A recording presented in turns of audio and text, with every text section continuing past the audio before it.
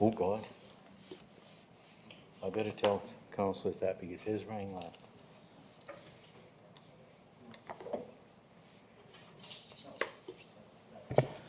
Hello, folks.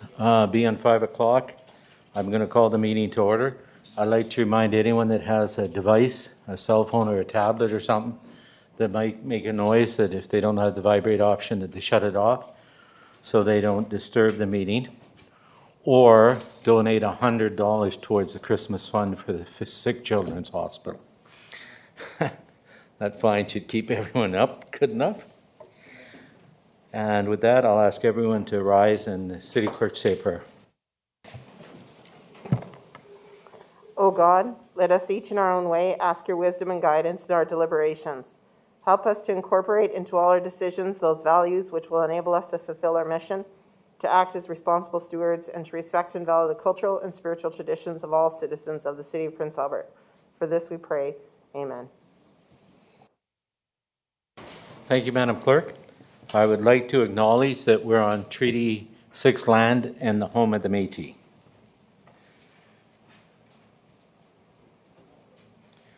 Okay, with that, we'll move to number 3, approval of the agenda.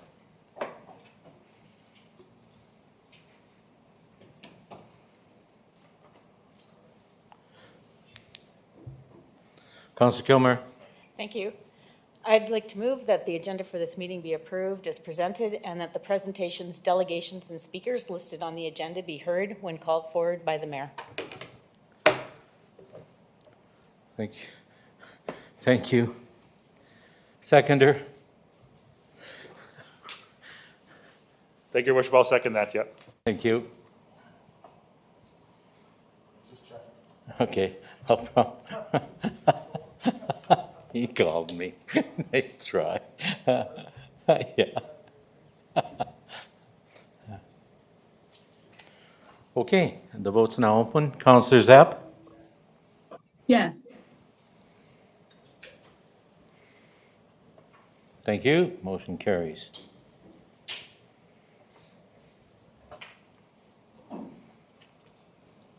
Declaration of conflict of interest, that's, you all know what that is. If you have any conflict, you have to note it and then give the written sheet and declare what the reasons why to the city clerk. Number 5. Oh, sorry. I thought you were moving the minutes. I'll do that too. Okay, we'll do them both. You have a conflict to declare? Yes, I have a conflict on 11.1, a residential care home. I own property in the area and I also got paperwork from the city, so I'm going to take a conflict on that number. Okay, thank you. Any other conflicts to declare? Hearing none, I'll move on to the next one. Councillor Miller, adoption of the minutes. The minutes of the council meeting held November 8th, 2021 be taken, read, and adopted. Thank you, seconder.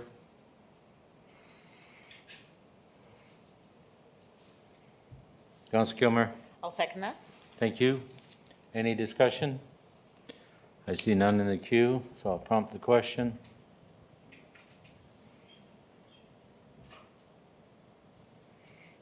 The question is now open. Councillor Zapp?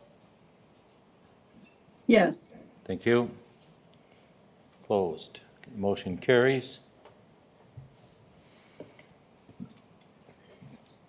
Notice of proclamations, I had none in the last 2 weeks. Presentations, we have none. Public meetings. We have one public meeting, and that is bylaw number 19 of 21, rezoning of 1950 17th Avenue West from FUD to R3. So I'm going to declare the hearing now open and ask the general public, is there anyone that wants to speak on the subject? Hearing none, I'll then declare that the meeting is now closed to the public, and I will ask council then for a motion.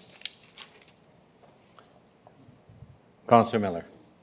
That bylaw number 19 of 2021 be given second and third readings. Thank you. Seconder, Counselor Head. Thank you, Your Worship. I'll second that. Thank you. I'll prompt the question. Oh, do you have a question? Okay. So just stand by. The Nope, right time to ask it. I got it. Go ahead, you're up. Question to administration. With the planning that's gone on over the years in that nearby or that area, has the department considered an opportunity for 2 to 3 acre lots? As we, now it looks like there's some planning, some decisions that have to be made, even if in a small way, but I'm always wary of making decisions that could impact development down the road, so. Any thoughts to opportunities for 2 or 3 acre lots? Go ahead, Director Public, Planning. Thank you, Mayor Dion. Thank you, Councilor Zierikowski, for the question. As you alluded to, we've done a lot of planning in the area over the last number of years, most recently establishment of the West Hill Master Plan. And while we've not identified a specific area of the West Hill or earmarked a specific area for larger residential lots, the plan itself is quite flexible in nature in that if it is council's wish or the public's wish at some point to establish some larger lots, we are certainly able to do so. And as part of our review process, I can comment that this rezoning application does not impact those opportunities, and it does leave it there for discussion in the future. I hope that answers your question. Thank you. It does. Thank you. Thank you. Any other questions? Councilor Head, did you have a question? No, I don't. Okay. So with that, then I'll prompt the question.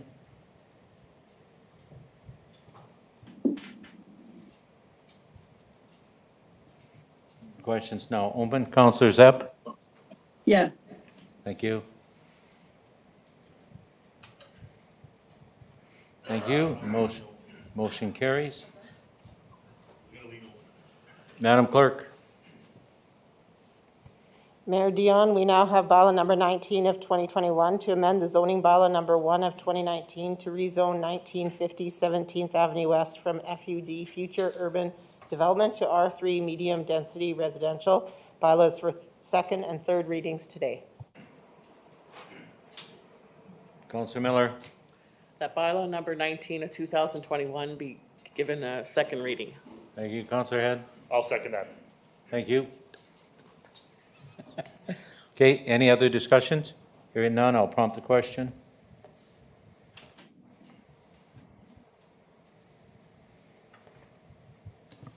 The question is now open. Councilor Zepp. Yes. Thank you. Motion carries. Councilor Miller. That bylaw number 19 of 2021 be read a third time and passed, and that bylaw number 19 of 2021 be now adopted, sealed, and signed by the mayor and city clerk. Seconder, Councilor Head. Thank you, Your Worship. I'll second that motion. Thank you very much. Any discussion? I see no one in the queue, so I'll.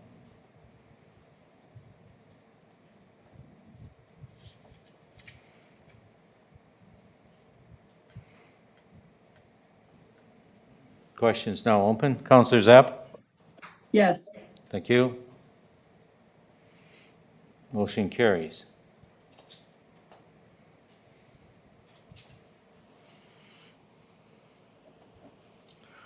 Okay, no delegations. Number 10, no communications. Number 11, reports from administrations and committees. Yeah, I declared. I'm just waiting until the door closes. 11.1, development permit application for residential care home, 1299 13th Street West.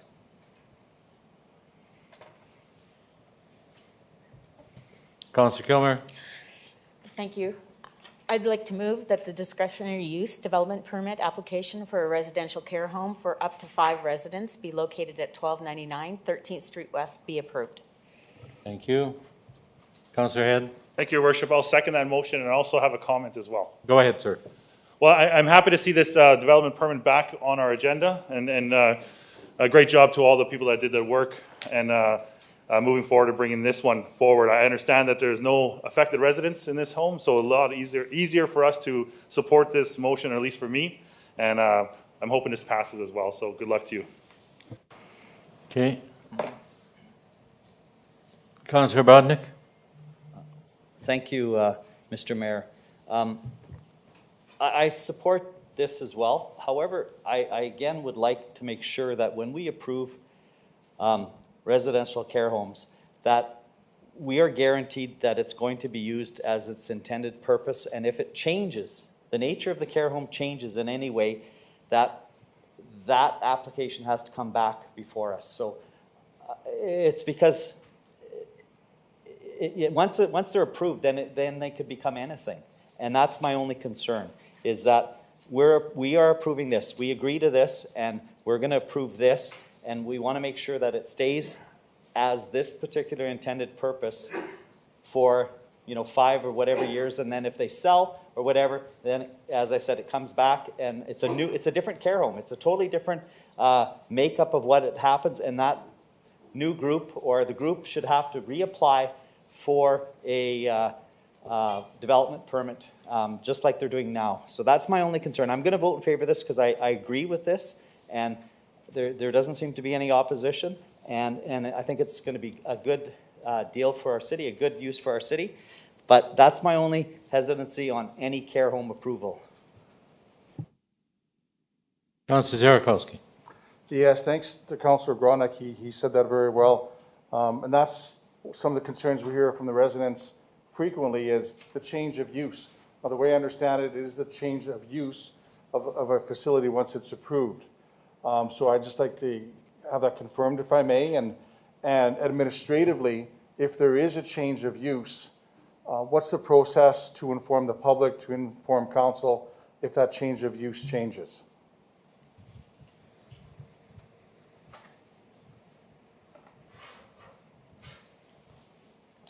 Thank you, Mayor. Director Thank of you, Public Council- Works. Sorry, why do I keep saying Public don't know. Works? You're only like 2 feet difference in size.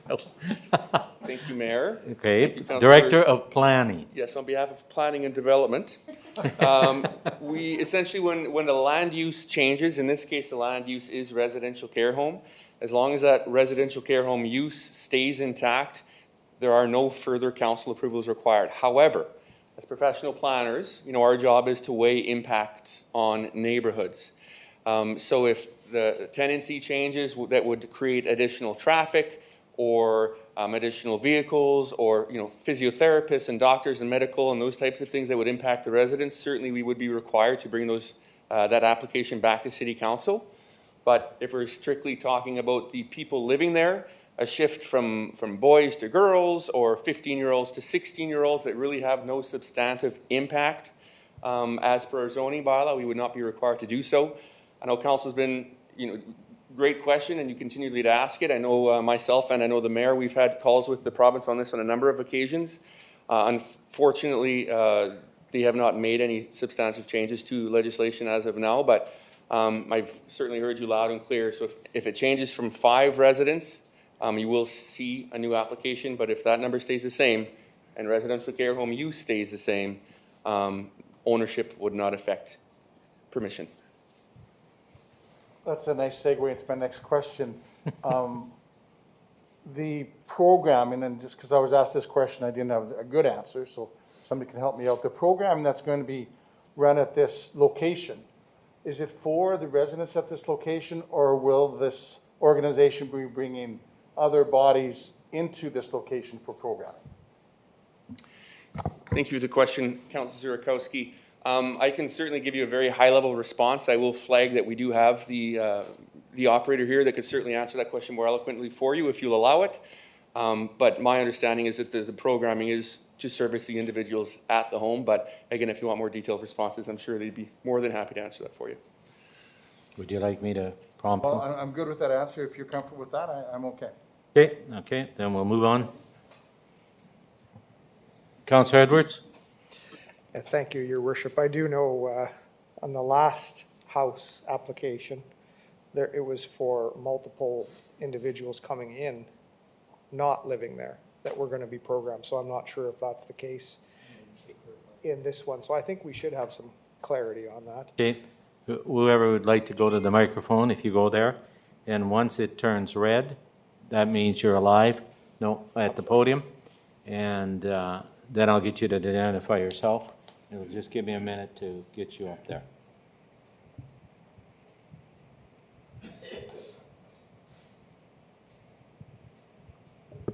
There we go. Hi, everyone.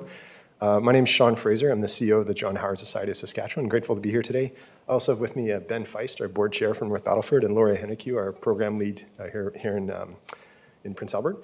To answer your question, the nature of this home is a residential home, so there will be programming during the day, but it's not meant to be a hub for other participants to come there. It's not, if anything, programming like young people who are staying at the home would do some of their programming away from it. Its core nature is a residential home that, yes, there will be daytime supports and programming, but it's not, not meant to be a hub of traffic for other people in our But the participants. question is, I'll be a little more direct to you. The question is, the programming in that house will only be for the 5 residents. You won't be bringing in like 4 or 5 other people to do a program with them. I can't guarantee 100% that no other person would ever set foot in that. We'll be supporting 20 to 30 people. We already are across the city, so that other people might drop in, but it's not going to have a program room per se or something like that. Again, for the most part, if programming is happening, for the most part, it's going to be outside. It's land-based education. And again, beyond that, cultural programming, that sort of thing will happen around the community. But specifically, no, it's not geared for other people to come and receive programming there. No, it's residential in nature. Okay, Councillor Edwards, go ahead. Yeah, thanks, Sean, for that answer. Certainly appreciate you coming to the meeting again. I'm supportive of the house. I'm supportive of the overall program. I'm happy to hear that the residents are not against it. So that's a good thing for sure. There's certainly a lack of this structure in our community, and it's a need, and it's really unfortunate that many youth in our city, age 16 to 18, just don't have the care at home, which often leads to lack of food, which leads to crime, which leads to addiction. Support like this is very beneficial. And so I'm grateful that John Howard Society is back in the city and active, and I support the motion. So. Okay, thank you. Any other comments? Councillor Zapp, do you have a comment? Yes, thank you. I had a question for the program operator, if I may. Go ahead, you're still at the podium. Thank you. So I've received some questions from members of the public asking about the idea of just having the one staff member on site. And specifically, there was one question about, if there was some kind of issue where a staff member had to go off site, then there wouldn't be a staff member in the building. So I'm just wondering if you could advise what your thoughts are about if it is sufficient to have one staff in the building at all times, and also if, I'm thinking that you're going to have, someone to cover off, say when that one staff member has vacation, et cetera. Sure. Okay, thanks a lot for that question, reasonable question. So the John Howard Society already operates 7 youth homes across Saskatchewan, along with 2 adult homes.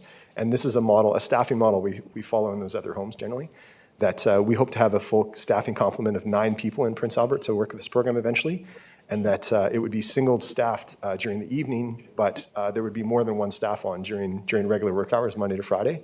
And that's, in other instances, that hasn't proven to be a problem for us, having one staff overnight. Obviously, if somebody had to, go for an emergency, leave, whatever the circumstances was, we would have, have an on-staff, they would call Lori, and Lori would have to get out of bed and deal with it. I guess that's the thing. But this is a common model for us, and I think not just John Howard, but other service providers as well, having an overnight shift. Yeah. And is it intended that it'll be the same staff person doing every single night, or does that rotate with other people? A great and very complicated question. Again, one of the challenges in this situation is that it's our first home in Prince Albert, so we have a smaller staffing pool, but no, it wouldn't be one all the time. It would be, we're unionized with SGU, and we have full-time and casual staff. And there would be a set schedule that people would have regular shifts or apply for shifts as they came open. So. That's great. And so I am supportive of the project, and I just wanted to say thank you to all those involved in pulling together probably a very complicated, difficult, and worthwhile task. So thank you. Thank you. Okay, sir, thank you. I see there's no one else in the queue, so I will shut the podium off first, and then I'll prompt the question.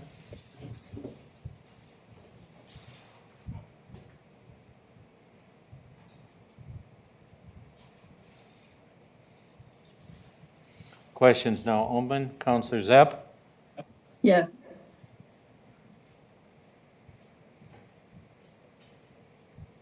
I'm missing one. Oh, yeah. Oh, I guess she's not voting. So it'll pass unanimously. Thank you. If you folks would like to depart, I'll give you a minute. Otherwise, you've got to travel. Yeah. Thank you. Be safe.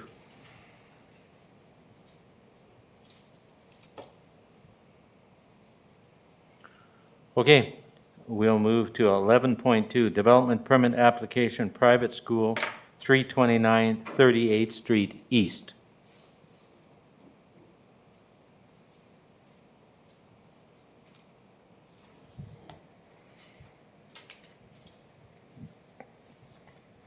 Councillor Kilmer. Thank you, Your Worship. I move that the development permit application for temporary increase in student capacity from 40 to 100 students for the private school located at 329 38th Street East be approved from December 14th, 2021 to December 14th, 2022. Thank you. Councillor Miller. I'll second the motion. Thank you. Any discussion? I see no one in the queue. Oh, I do.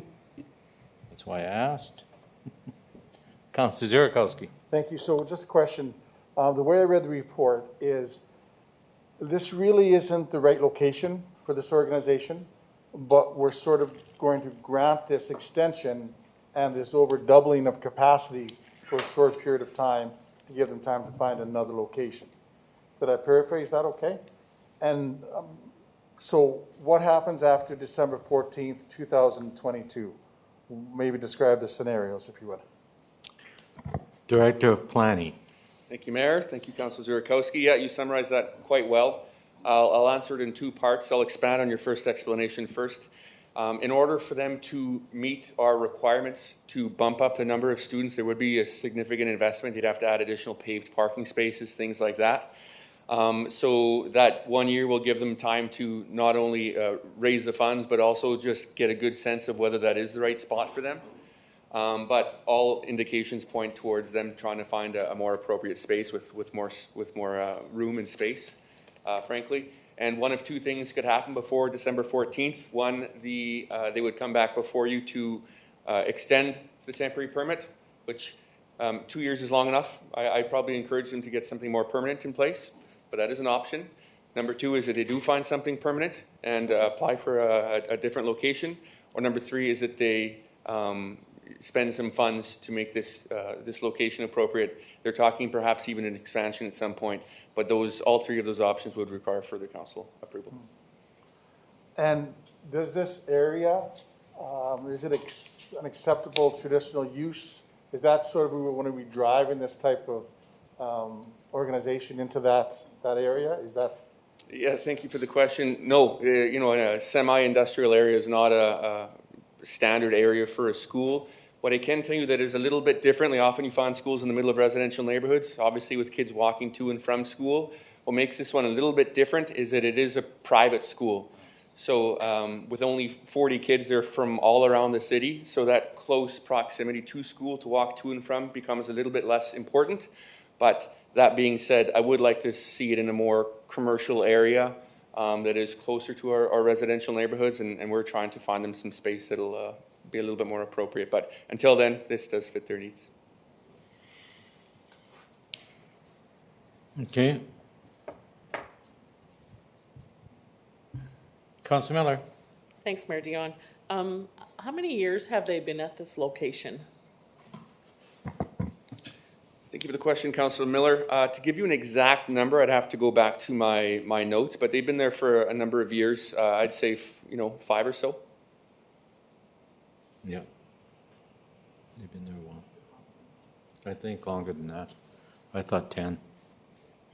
Well, I think the building has changed functions over the years as well. Okay. So I have one question to the director. So if they don't meet the 22 date, they have to come back to council to get an extension? Your department cannot give it? No. Okay, thank you. Any other questions? I see no one else in the queue.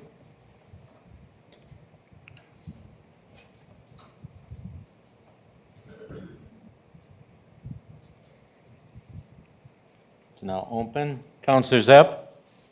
Yes. Thank you. Motion carries.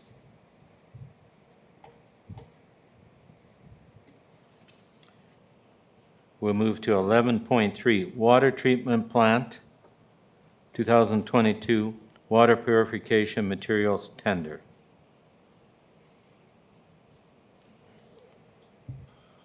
Councillor Head.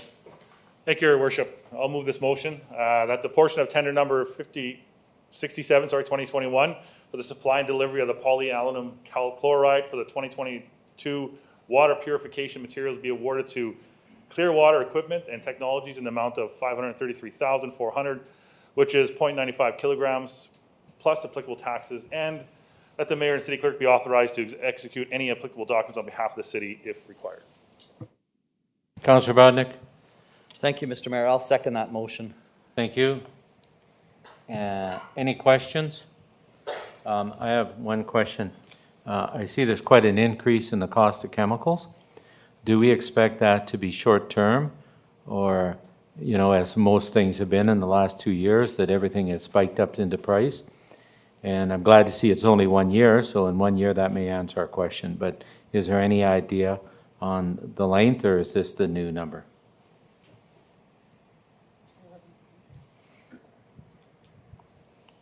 Thank you for that question.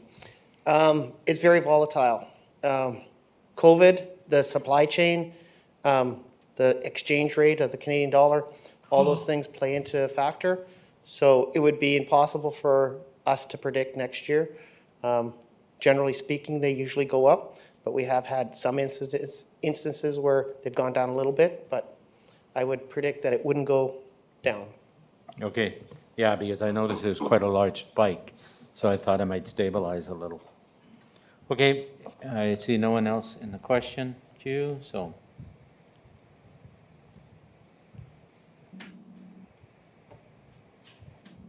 It's now open for voting. Councillor Zepp? Yes. Thank you. Motion carries. We'll go at 11.4, Traffic Calming Policy Update.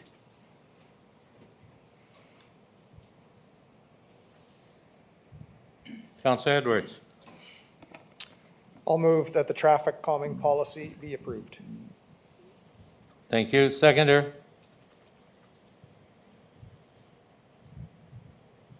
Oop. Councillor Bodnick? Thank you, Mr. Mayor. I'll second that motion. Thank you. Discussion? Oh. No. Did you have a comment, Councillor Edwards? Yeah. Go ahead. You're up. Thank you.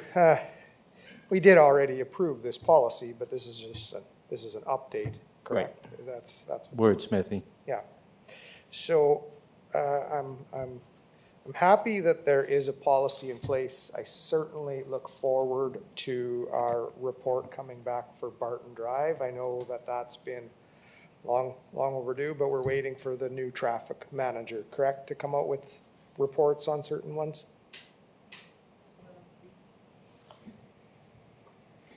Yes. Go ahead, Director of Public Works. Thank you for that question. Yes, that is the next report coming out from that department, so you should be seeing that shortly. Okay, thank you very much. Thank you. I see nobody else in the queue, so I'll prompt the question.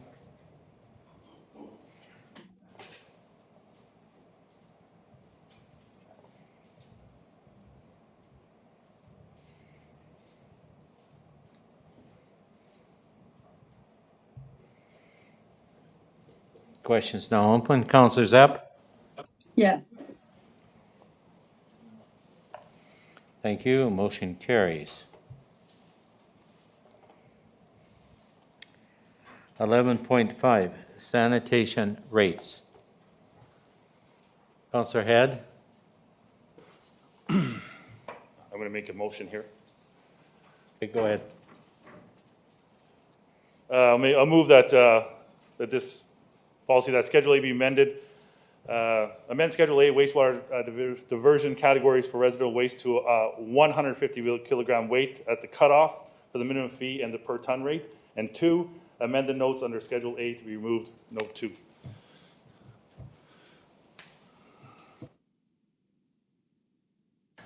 Okay, just to clarify, so you're saying literally just keep the policy the way it is? Okay, just, you reversed it. Okay. Yeah, I got it. No. So did you get his new motion? Well, that's it. That's it in a nutshell. Did you? Oh, okay, that's it. Oh, change it back. Okay, discussion? Seconded. Oh, sorry, seconder first? Sure, I'll second that, and I do have a question. Go ahead, sir. So just to be clear, so this was the original proposal by the director to keep it at the same 150 kilograms, correct? Not the same as what we had coming forward. Correct. We had suggested 300 for the half ton. Yeah. And they support 150, and I'll give it to the director. Thank you. So what happened at the last council is that there was some confusion about Schedule A because the request was about the free passes to the landfill. Right. But the motion changed the Schedule A, which changed the rate for every vehicle that ever crosses the scale, meaning that you would now have the lower rate from moving up from 150 kilograms to 300 kilograms, and it resulted in a projected loss to the landfill of $550,000. Right. So reverting that back to the way the report last council meeting read would nullify that change, and we'd be back on our scheduled rate. This report later down in the explanation explains the amount of passes that are used and the dollar value and revenue that is given up for those free passes. So if you wish to make a separate motion or request a separate report to discuss the free passes, we could do that separately, but this is related to the overall rates crossing the scale. Good, that's what I needed clarity on. So this is not addressing the free passes. Thank you. Councillor Zerikowski. Yes, and thank you to the director for fixing up the confusion I caused. So I'll bear that. I think you're right. The intent was, because we've heard from our residents, free pass, they go into the landfill, and it's not really a free pass because it's over 150 kilograms. So the conversation at the last meeting should have been more around this conversation, and I appreciate the invitation from the director. Maybe that's an issue or a conversation we can have outside of this item. Because at the same time, if this is something that we are going to move on, the hard part is it's decreased revenue for the city. And that's the issue, so. Councillor Head. Thank you, Your Worship. I'm looking at this report, so thank you, Public Works, for providing it. It did show some of the variations if we were to move these weights, and I think some of the conversation was more around the free dumps that we have. Are they enough? And I think so we should look at that piece of it, just those limiting to the 3. And then I also remind the community that we also have free dump week as well that we're considering in budget, and that could be another alley. Revenue for them. Yes, very good point. Councillor Kilmer. Yes, thank you.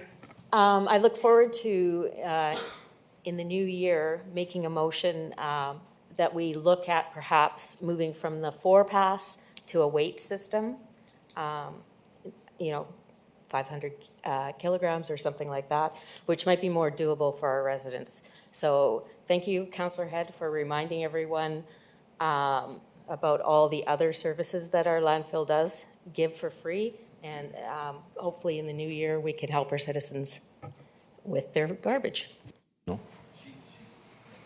Okay, any other comments?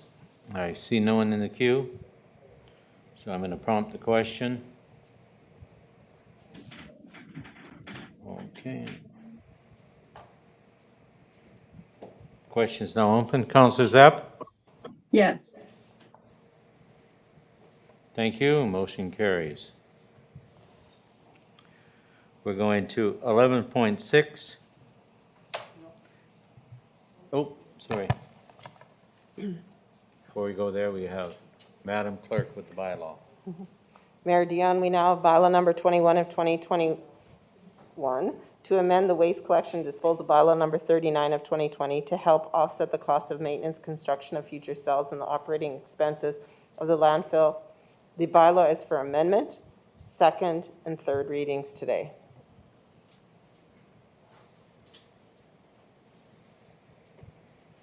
Councillor Head? So I'll move that bylaw 21 of 2021 be amended as follows. That Schedule A be amended to reflect residential waste, 300 kilograms be changed to residential waste 150, and residential waste 300 kilograms be changed to residential waste 150, and remove number 2. Note number 2. Thank you. Seconder? Councillor Edwards? I'll second that, Your Worship. Thank you. Any further discussion? Councillor Head? No? Just keep it there. I'll just move to approve then.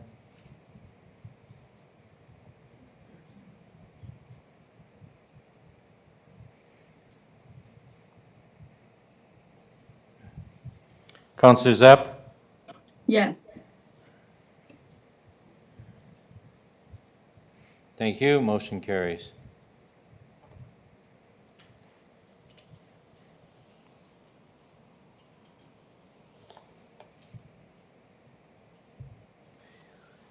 Councillor Head? Thank you, Your Worship. I'll move that bylaw number 21 of 2021 as amended be read a second time. Don't hit your button. Thank you. Seconder? I'm going to leave my light on. Yeah. I'll second that, Mayor Dion. Thank you. Oh, I just about forgot about it. Any further discussion? Hearing none, I'll prompt the question.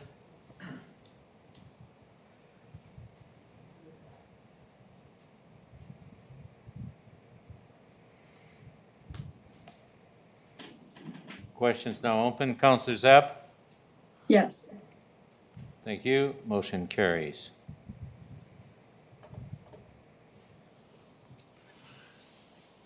Okay. Thanks again, Your Worship. Move that the bylaw number 21 of 2021 as amended be read a third time and passed, and that bylaw number 21 of 2021 be now adopted, sealed, and signed by the mayor and city clerk. Thank you, Councillor Edwards. I'll second that. Thank you. Any final discussion? I see no one in the queue. So I'll prompt the question.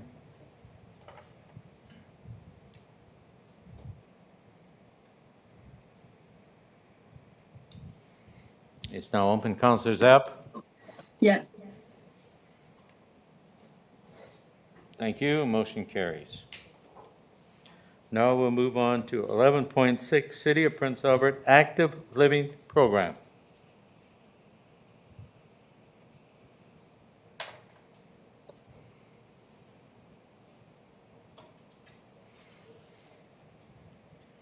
Councillor Zierakowski. Move that elected officials as well as employees be eligible under the city's active living program starting January 1, 2022. Thank you. Seconder, Councillor Edwards. I'll second that, Your Worship. Thank you. Do I see any discussion? Sure. If I may. Councillor Zierakowski. So the way I understand it, the electeds can opt in or opt out of health benefits. And if they opt in, then they pay for them. And the elected receive a check from the city of Prince Albert, just like the employees do. Did I get anything wrong there? Nope. Okay. So my understanding is this is consistent with other cities across the province. And updating this to a program, to a $2,000 item, where the electeds also would have to buy in to the health benefits to take advantage of it, I think is the check mark. Okay, thank you. Any other discussion? I see none. I'm going to prompt the question.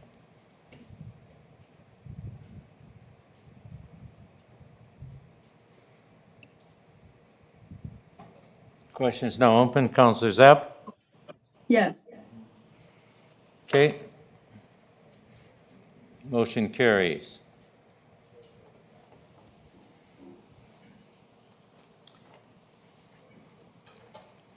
$11.7, Prince Albert Nordic Ski Club operating agreement.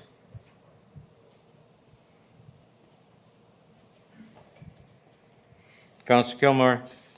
Thank you. I'd like to move that the operating agreement between the city and the Prince Albert Ski Club, otherwise known as the Prince Albert Nordic Ski Club, for the operation and maintenance of the ski trails at the Little Red River Park and the Cook Municipal Golf Course for a 5-year term from December 1st, 2021 until April 15th, 2026, be approved, and that the mayor and city clerk be authorized to execute the agreement on behalf of the city once it's prepared. Thank you. Councillor Brodnick. Thank you, Mr. Mayor. I'll second that motion. Okay. Any discussion? Councillor Kilmer. Yes, thank you. I'd just like to remind everyone and thank the Prince Albert Ski Club and Nordic Ski Club for the great work that they continue to do for all residents. The Little Red last year was visited more times than it ever has been, and that's due to no small part for those members who give tirelessly to both the Cook and the ski trails out of the Little Red. So we would like to thank them. Thank you. Any other discussion? Tara Lennox up. Go ahead. I would echo those thoughts of thank you that Councillor Kilmer provided, and just let the public know that the trails were looking great today. Thank you. Thank you. I'll prompt the question.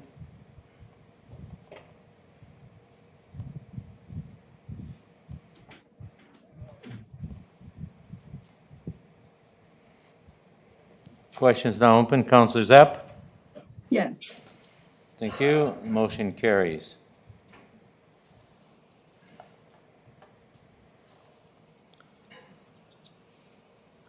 Move to 11.8, Rotary Adventure Park.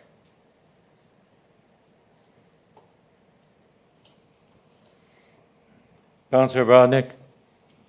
Thank you, Mr. Mayor. I'll move that the Rotary Adventure Project plans and recommendation for layout of the site as attached in the report within the design plans be approved, and that the tender of the Rotary Adventure Park be awarded to Canadian Recreation Solutions in the amount of $788,814.90, and that the mayor and the city clerk be authorized to execute any necessary agreements in relation to the Rotary Adventure Park on behalf of the city once prepared. Thank you. Councillor Zierakowski. I'll second that, and I'll speak to it if I may. Go ahead, sir. So what a wonderful opportunity. This is going to be one of the jewels, an added jewel to the Little Red River Park. And to me, this is how we can get big projects started, completed, and paid for, is through partnerships. That's how we've always done things in this city, and such a positive move at the Little Red. It's going to be another attraction, and not only just the equipment, but plans for the infrastructure at the park, so people have a place to park, people have a place to walk, to travel. I think this is kudos to the department and to the partnerships that are involved in making this happen, and certainly a public thank you goes out to the Rotary Club, because it's going to make our community healthier and safer and more fun for all. Thank you. Councillor Edwards. Yes, thank you, Your Worship. Echo some of my comments that Councillor Zierakowski just had said, but I think it's very positive of what the city is doing.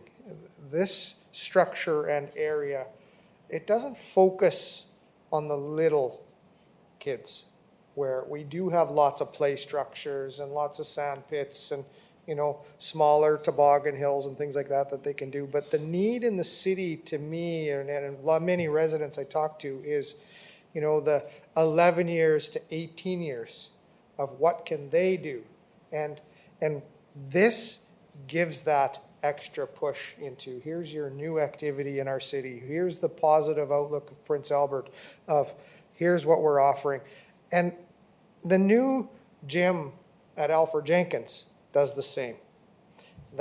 It's a challenging gym, which is great for, the upper teens and the young adults, which is so good and such a needed thing in our city. Because many times I hear in the city is there's nothing to do for teenagers. Well, now there is.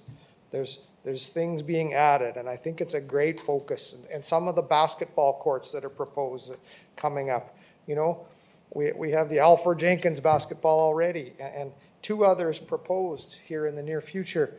It's good. It's going to help our teenagers, and this is great, and for free. You're right. That's a big factor. So that's my comments. Thank you.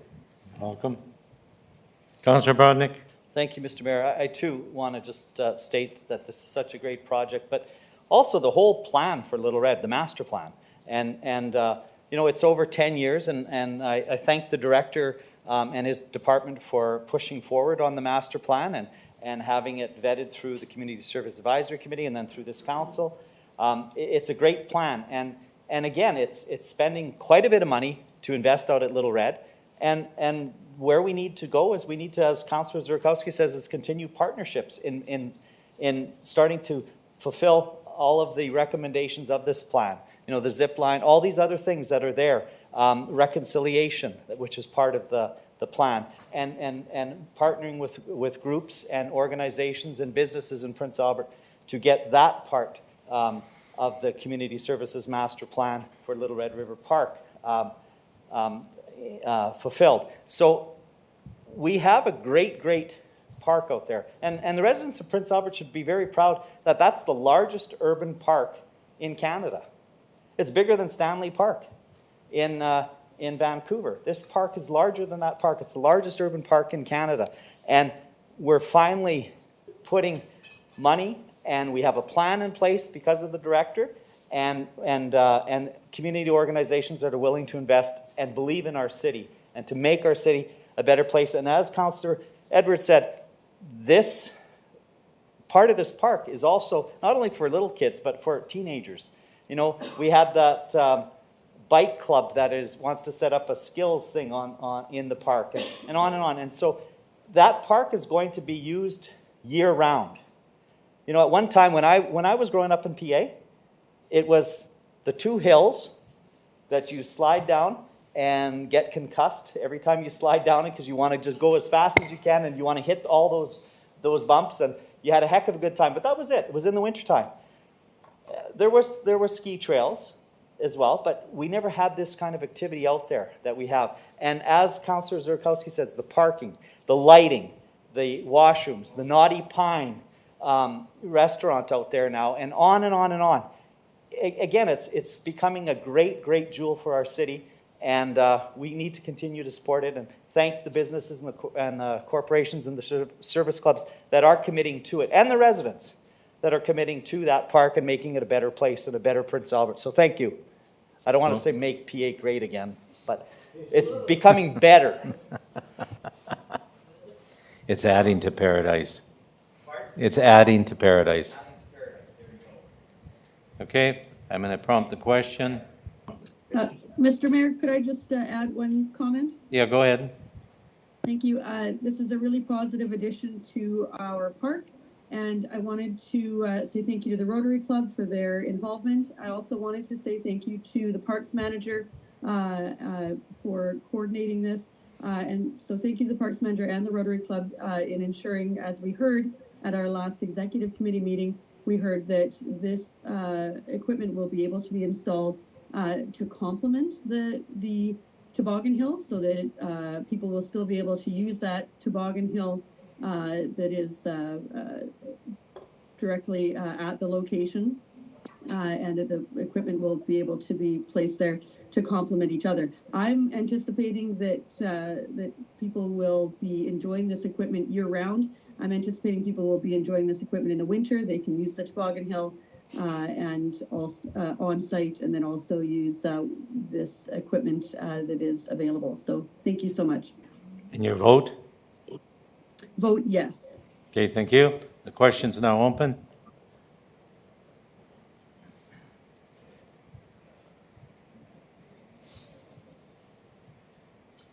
Thank you. Motion carries. Okay, moving to 11.9, Argo Fournier Center. Councillor Head. Thank you, Your Worship. I'm going to put a motion up today, and I thank you for the report, because I think the last time we heard the last City Council meeting, there was a motion put to have a warm station, but there was a lack of information around the cost. So today we got the report, and looking at the final number at $61,418, I know that's, it's not a small amount, but in terms of the monies we pass and talk about here in this council chamber, and I want to compare it to the median that we just took out for a fraction of that, I mean, a third less than that. I would like to use this money or have this warm-up station in place.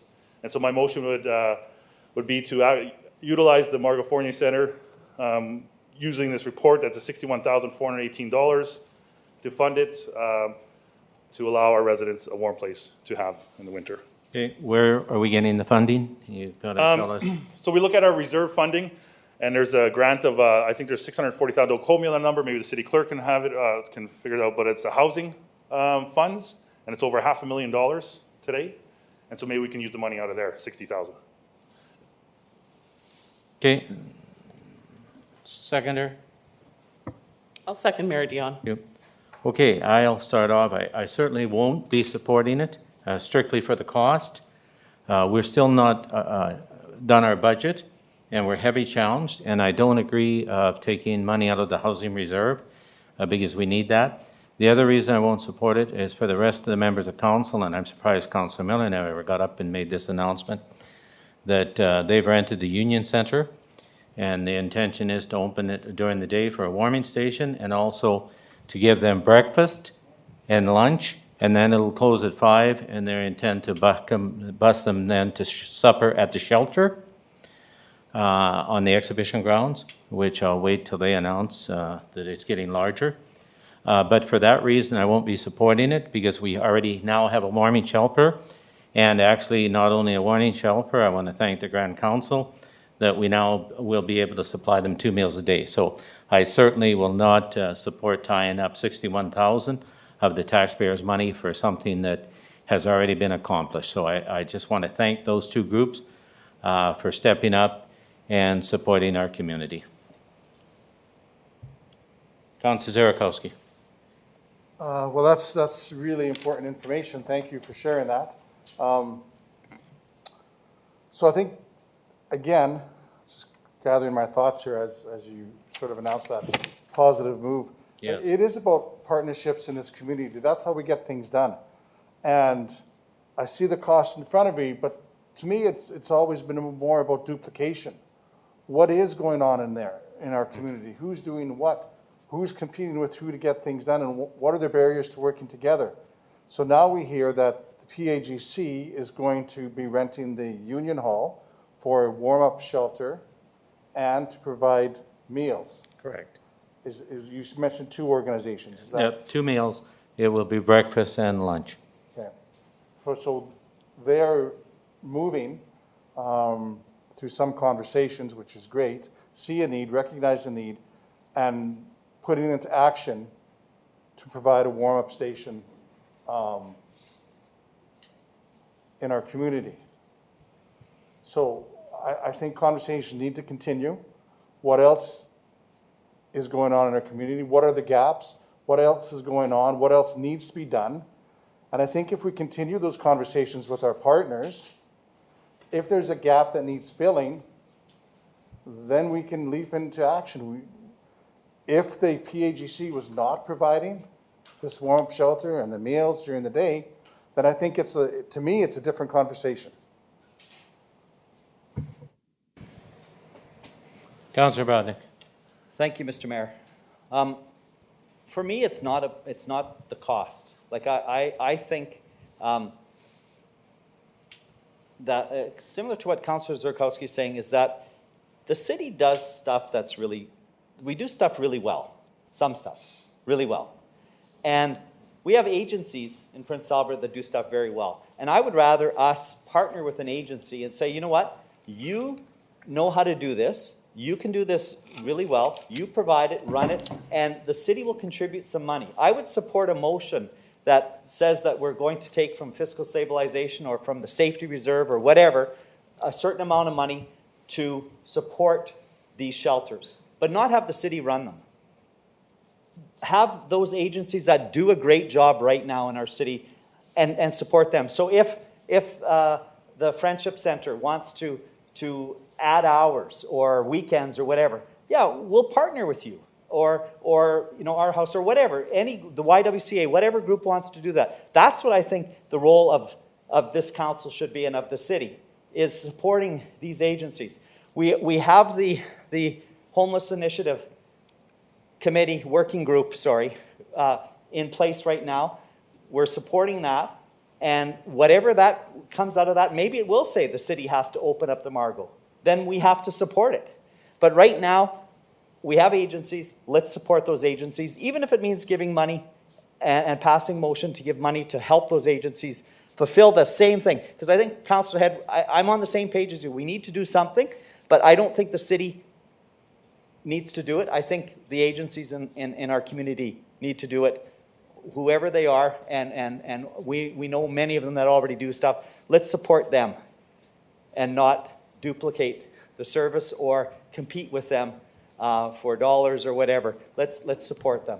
And I think that's money well spent from the taxpayer's pocket to support an agency that already does something well.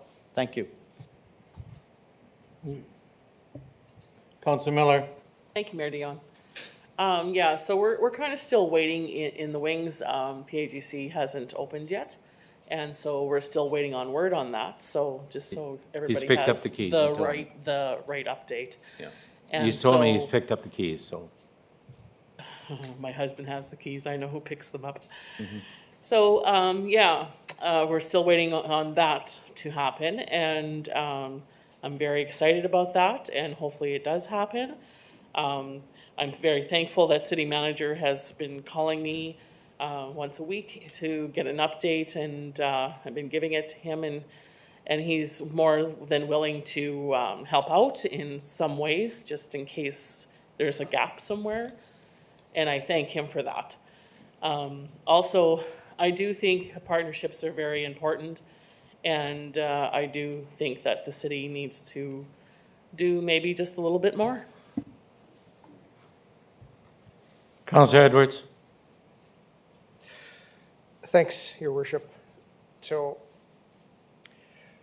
it makes it a little bit easier knowing that there is a plan in place. And I'm thankful for that. I'm thankful for the community organization stepping up to partner and to help out our community at the Union Centre. I have some difficulties just jumping on this motion. Number one, we do have staff in there daily. What do we do with them? They are part of this routine. They're what do they do? Do we make them come in and out? And we have a school. Yeah, I'll get there. Okay. So that's a concern, certainly, is staff safety, who aren't trained for this. And we haven't communicated with them of what we can do. Are we going to move them into different offices? I don't know that. And I won't support it until we know that. Eagle's Nest, have we communicated with Eagle's Nest, who run a school and a youth program? They're going to be impacted. They're long-term tenants. So how do we just remove them? Is the lease toast? What do we do with that? Do we just expect them to come in and out at the same time? I don't think that's fair to the program or our tenants. So I can't support it as it sits. I do think we need to help, and we are moving forward with some assistance and with a plan. But we haven't got there yet. So $61,000, yeah, I get it. It's something that we could do. It's going to be a cost to the taxpayers who have already put into those reserves in the past. But I can't support it as it sits right now. Okay, thank you. Councillor Kilmer. Thank you very much. I too want to help the most vulnerable in our city. This motion, being funded from the housing reserve, causes me consternation.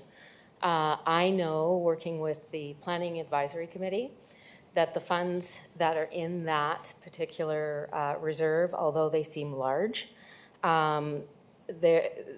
the work that's being done there to open up for our city, things like the Reaching Home program and different types of housing programs to help the most vulnerable in the stepping process to gaining homes, their own homes, is really critical. So because the money is being taken from the housing reserve, I can't support this motion. Councillor Bartek. Sorry, just one more thing I have to say on this issue as well is, something, what the heck? Okay, it's settled here. But in the report, we see that as Councillor Edwards mentioned, there's all these programs that are right now in the Margot Fournier Centre during the day. So what happens to all those programs? And Easy Adult Fitness, Monday, Wednesday, Friday, an hour a day. Noon Hour Fitness, an hour a day.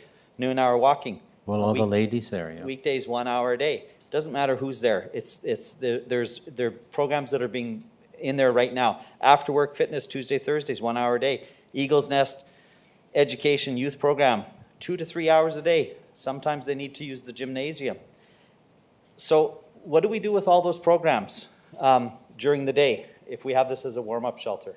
I think, as I said before, maybe other locations, and the city maybe needs to support other locations with other agencies that know how to do it and can do a good job on that. I think we're putting the programming right now at the Margot in jeopardy if we do open it up, and I don't think we want to do that. And therefore,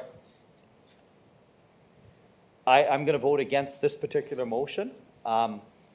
But if Councillor Head brings a motion forward that we partner with somebody and commit funding, I'll definitely support it. Councillor Cody. Yes, thank you very much, Mr. Mayor. I can't support the motion either. And I don't support it, or say I'm not supporting it because of the money necessarily, but I'm not supporting it because we're putting the cart before the horse here. After all, we just got done a week ago or 2 weeks ago getting ourselves a high-level committee put together, led by Dr. Nelson, and I think we ought to give them people an opportunity to do some work. Here we are now wanting to leap over them and say, we're going to have a warming shelter no matter what you people think, whether it's good, bad, or otherwise. That's what we're going to do. So I think that's not the right way to do business. I think we have a committee. We have a good high-level committee, and I think we want to give them an opportunity to see what they can do. And secondly, I very much appreciate the fact that Grand Council has come forward and said, look, let's use a building that's quite available now, where there's really not much programming in, or no programming, however, is used and rented from time to time. But I think they're going to utilize it well, and if they do what they're going to say, feed the people a breakfast and a lunch, and then take them to the shelter, I think we have done as much as we can possibly do. And I think that's a very good fix, a very good fix. And then I don't think we'll see the poor folks down here on the streets where you don't want to see them. And I think that that's as good as we can get it. So in all due respect to my colleague here, who I know has a passion for this, and I agree with him, but it's not the time, and it's not the proper way, I think, to go about doing this one right now. Okay, thank you. Okay. Councillor Zepp, before I call the question, do you have any comments? Sure. I just wanted to state that I'm guessing that that many of us wish that that the working group that we have established. I'm guessing that many of us wish that that had already had recommendations for us, and I eagerly await their recommendations. I note that Councillor Head moved this motion, and he is on that working group. He's a member of it. I'm in considering this motion, I was operating under the assumption, and perhaps my assumption is wrong, but I was operating under the assumption that a warming station could be operated in conjunction with the existing programming. The building does have a large lobby area before you enter the gymnasium. That's something to consider, is if this could operate at the same time as in conjunction with current operations. I can understand it is a difficult topic to consider. However, there's a need occurring right now with our cold weather, and we don't yet have the other warming station in operation. So I can understand the need here. Thank you. Thank you. Okay, I'm going to prompt the question.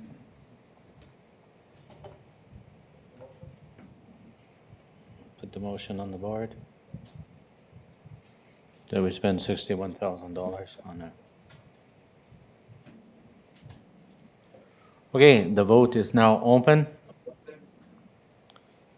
Councillor Zapp? Yes. Motion is defeated 6-3. Okay, we'll move on. Next item is 11.10, purchasing policy.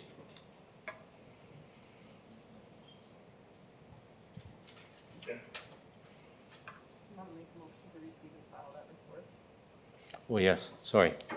We need a motion to receive and file that last report. Councillors, thank Receive and file. you. Seconder? Councillor Edwards? I'll second that. Thank you. Now, just wait, she's got to make a... Did you have any more comments? You had your lights on?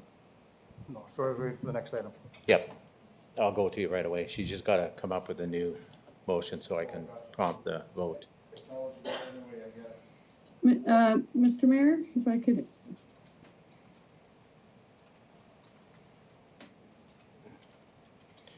You want to speak on the item? Yes, if I may. To receive and file on the Yes. motion? Go ahead. I may be missing something, but I'm wondering why the interest in receiving and filing instead of pursuing this particular policy. No, we're still on receiving and file the Margot one. Sorry. I'll come back to you. Oh, yeah. Thank you. No, that's my fault too. We're still, I should have said, she had to prompt the question to receive and file to get that off the books. On the previous, thank you. You ready? You sent it to me? Okay, the motion's now open to receive and file. Councillor Zapp? No. Okay, motion passes 6-3. Thank you. Okay, now we're on the next item. And I'll go to Councillor Zarakowski, purchasing policy. No, I have some questions, so I think I'll just wait. Okay, you were just jumping the queue. No problem. Purchasing policy.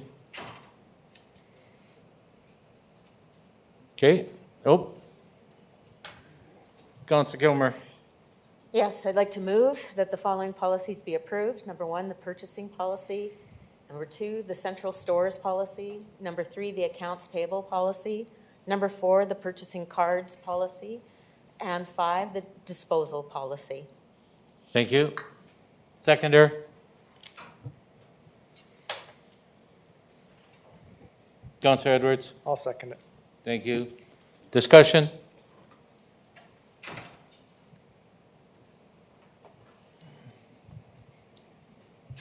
Councillor Sierakowski. Thank you. It's my understanding that the $50,000 and the $100,000 threshold for approvals was made during the water crisis at that time. And I wonder if somebody can verify that for me, that in order to get things done speedily, get the hoses out on the streets, get them out on the highway, that bills had to be paid, decisions had to be made. That would have been in 2016. I think I'll start with that. Okay. Financial Director. Thank you for the question, Councillor. As far as I'm aware of, there was no changes made to the purchasing policy due to the water crisis that was had. I'm not sure if this is the purchasing policy, but the approval, would that fall under the purchasing policy, the approvals? Authority to purchase, Yeah. yes. Yes. That would fall underneath that policy? Yes, that's Okay. correct. Thank you. In the case of the city manager authorizes an emergency or an unbudgeted expenditure as authorized within the authority of the city manager, is required to submit a written report to council at its next regular scheduled meeting. So I just want to confirm that that's the practice that we're involved in, because I haven't seen any, and if we're not over budget, that's a good news story, that's great, but I don't recall seeing any. So question to the city manager, if I may, if that's maybe just, if is that the current practice? Yes, I have not signed anything over the $100,000 because that goes to city council.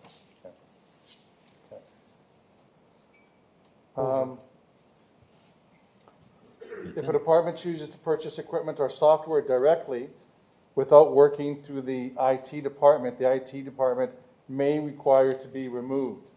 I'm having trouble with the word may, since we've just spent over $500,000 in IT technology. $1 million. My understanding, my expectation would be, unless I'm hearing, help me out, somebody please, don't be installing any technology onto your computers, onto your equipment, unless IT approves it. So I wonder if that's a little piece of detail that was missed, or if that was intentional. Go ahead and install software and hardware onto your systems. You don't have to check with IT, but you might be a good idea. Somebody can help me with that. Yeah, that could never be allowed. You'd let hackers everything into your system by doing that. Yeah, So- and again, the things I learned about IT this year, it's, big number. Who wants to tackle that? I kind of might be able to add to it. However, we don't want anybody installing or changing anything when it comes to software or hardware on the system, because exactly like you were saying, we're opening up ourselves up to cyber security, hacking, a few different things like that. Not only that, but it also could cause problems internally. So some software or hardware that's installed could interfere with other software and hardware that's installed. That's why anything to do with hardware and software should be going through the IT department. Yeah, that's great to hear, and that's probably the practice, but that's not what it says. So maybe I'm misunderstanding. So you're saying it's it's something that we encourage, but it's not enforced. Is that what you're getting from Could you the just policy? read that again? On page 10 of 18. Okay. On page 10 of 18, at the top of the page, technology purchases. If a department chooses to purchase equipment or software directly without working through the IT department may require it to be removed. Am I interpreting that differently? Or is that okay? It's the word may, should it not say shall the ID department be consulted?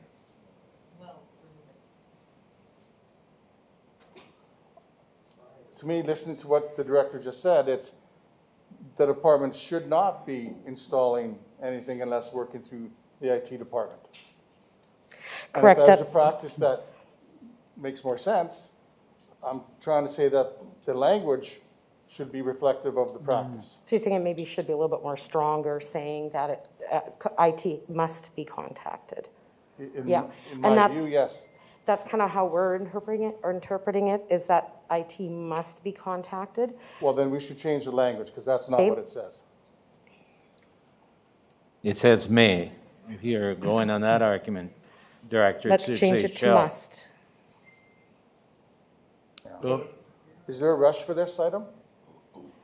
No, there isn't. It's just been in the works for quite a while, but if there is something that you find that might be advantageous to change it to must, we're very much of that same opinion.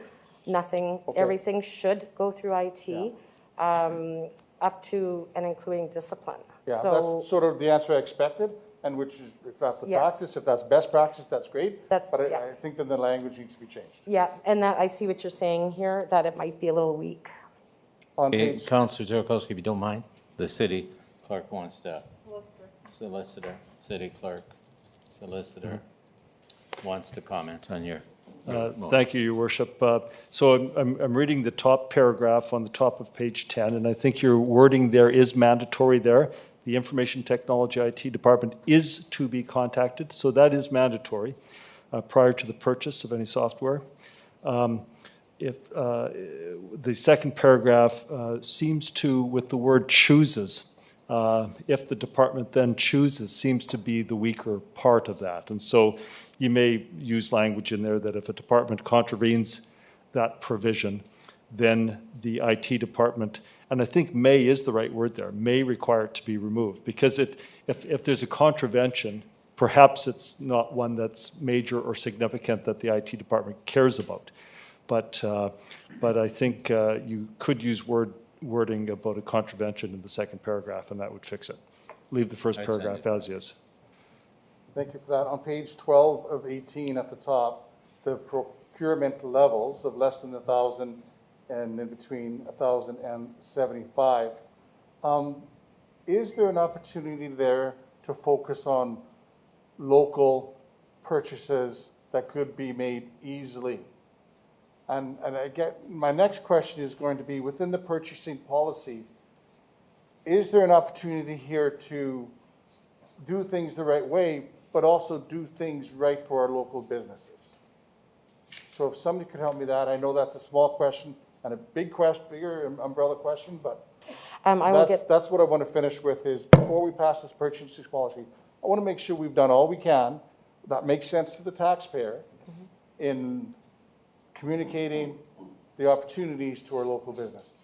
So I'll let the purchasing manager answer this question. We've had this discussion at length, and we have listened to a lot of the comments that have been made, whether it be publicly here or internally. Thank you very much for the question. Yes, we've had this conversation, had a few different thoughts and everything on it. The way that the purchasing policy is set out is... Mike? Sorry about that. Thanks, Mike. Yeah, don't be frightened of it, just get up close. So the way that this is now written is based off of the quotes, the amount we require.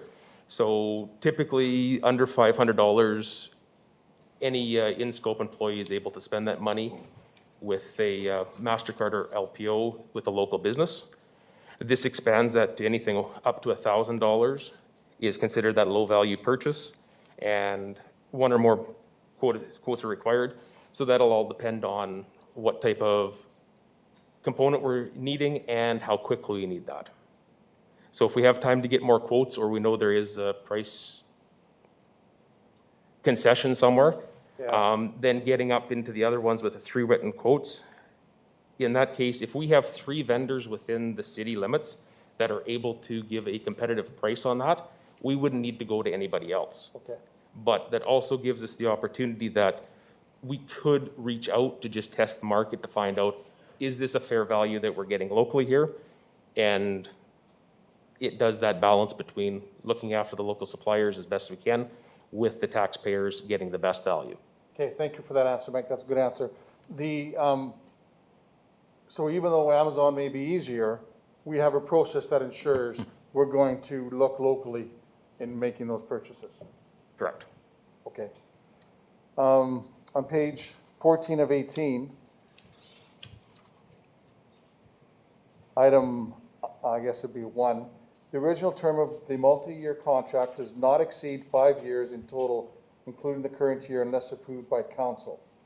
Do we have any multi-year contracts exceeding 5 years? And if we do, what was the process to make those happen? The only one that I can think of off the top of my head that is more than a 5-year contract is the transit advertising. It's a 10-year. Sorry, the which? The transit advertising. Oh, yes, sure, yeah, remember the discussion. Okay. That's a revenue. Yeah, thank you. The multi-stage procurement. Just saw an item earlier tonight about the purchasing of $500,000 in chemicals. This is a tough question I'm going to try and get to, but it's large dollar amount, so it's an important question, I think. If we're making purchases yearly of a large dollar amount, we saw it tonight, $500,000, and if it's continually or repetitively going to the same source because we trust it, we know it, it's usually the lower bid, it's experienced, we know what we're getting, there's no mistakes, couldn't we ask them at least to open up an office door in Prince Albert? To have an office here? If you're going to do business with the city of Prince Albert, you're getting $500,000 from us next week, and you're going to be competitive next year, and you received the award last year. Let's have a conversation about maybe you should have a presence here in the city. Is that an unfair question, or can somebody help me out on that one? I think maybe the Public Works Director could answer this one better.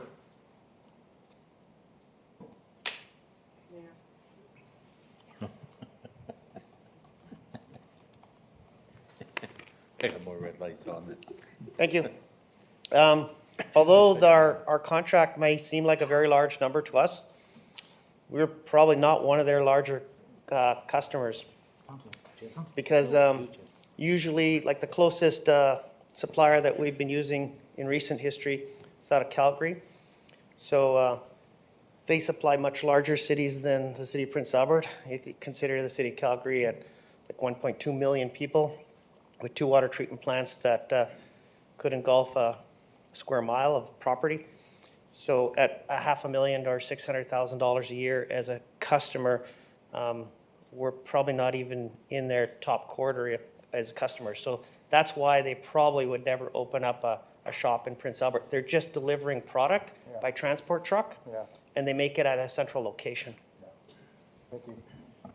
When we have large items, thinking of like an electrical job and there's multi-pages of widgets going forward, do those have to be awarded as a whole, or do local companies have an opportunity to say, I can help you out on these pieces here, or do we say to them, no thank you, we want the whole thing done from one source? Through our process, we would hire one company to do that. In the case of a larger dollar amount where we tender RFP it, once we had the general consultant, we do post that back onto SAS Tenders of who was the award. So our local companies then can contact that company and give them an offer to supply that stuff. But there's nothing that we have that mandates it must be that way. Yeah, I think that's a bit of a, and maybe it's a very difficult thing, but to me that might be a bit of a miss that we could take a look at, is saying, look, this is a big item, multi-pages, lots of widgets involved. What can you provide locally so that your local business can benefit rather than us shipping in all of these widgets from another outside source, allowing them to be competitive, at least part, if not wholly, for that ask. On page 18 of 18, in addition to performances, vendors may also be removed from doing business with the city based on the following. There's a whole list of 7. Should there be an 8th and a 9th? And I'm thinking, well, if you're taking legal action against the city, or if you're appealing your assessment, is that something we can have a conversation about maybe you're not weighted as high in awarding that contract or that procurement opportunity? Has that been a discussion internally about whether we can add a couple of lists? If you're suing the city, maybe the taxpayers shouldn't be giving you that award. We do have that standard wording in our tender documents and RFP documents that if it's in the city's best interest, if they owe money to the city, if there is a legal dispute and a few other things, we have the opportunity not to choose them. Okay. And number 5 identifies litigious or claims against the city being frivolous with those kinds of conduct, those kinds of things. We don't have assessment, though. I'm not too sure if we can use assessment. Well, it may be a privacy and a confidentiality thing that we may not. It's just appealing. They haven't won or lost anything, so I'm not too sure if we could. Mitch may have a comment on that, but I would think privacy and confidentiality may come into play. So, okay, so I have a question, and I'm going to throw this curve at you. You said we have 3 local vendors, that you would tender to those 3 local vendors, as long as you can get 3 prices, okay? But then you said sometimes you go outside that to check for prices, to make sure that, that the prices are in line. Did I hear you correct? Yes. So if it is under the 75,000 where we don't have to publicly tender it, we have the opportunity to just send it out to those 3 companies, or however many local companies we have, if we know we're going to be able to get the product and get a competitive price. But we do have the opportunity that we can send it out to other companies to basically testing the market to make sure that those prices that come in are the correct price that the market's willing to bear. Okay, and then what's the price point? 100? You said 75,000? Under 75,000, yes.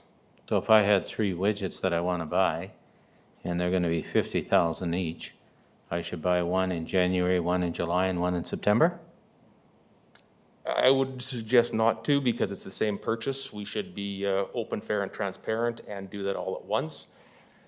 That being said, if we did buy one and then there was something that changed down the road that we needed to buy a second one.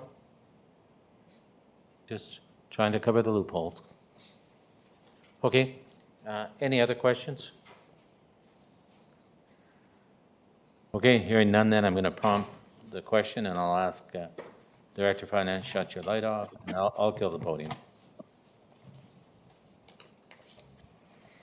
Okay, I'm prompting the question.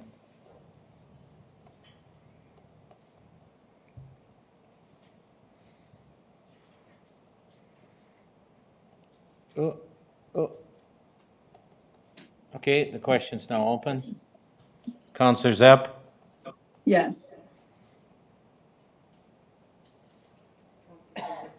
Oh, code count now left. Okay, motion carries.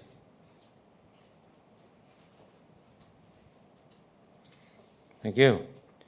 Okay, 1111, license agreement for use of municipal reserve land.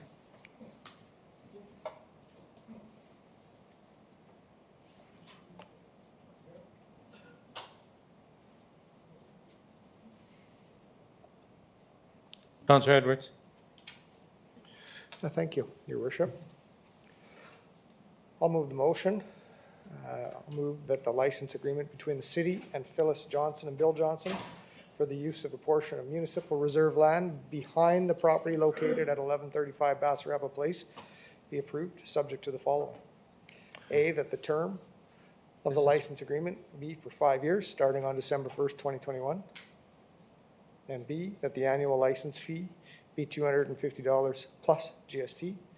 2, that the mayor and city clerk be authorized to execute the agreement on behalf of the city.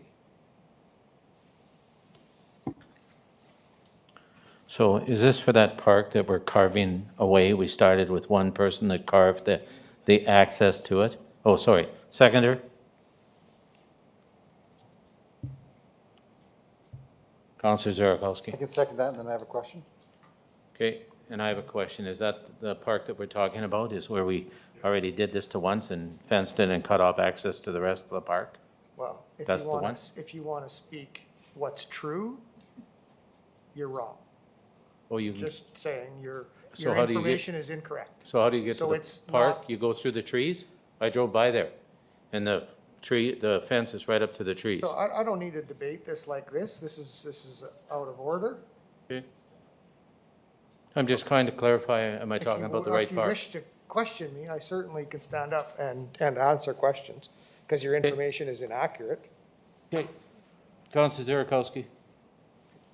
Oh, Councillor Edwards, you had something to say? Go ahead. Well, I'm You- responding to you, so Okay. access, you're wrong on it. There isn't a need to drive in to get access. No, I'm talking about walking. You can walk in it if you choose. Okay. So It's not a park. This isn't an open park maintained by the city. Let's clarify a couple of things here before you kind of go off there, okay?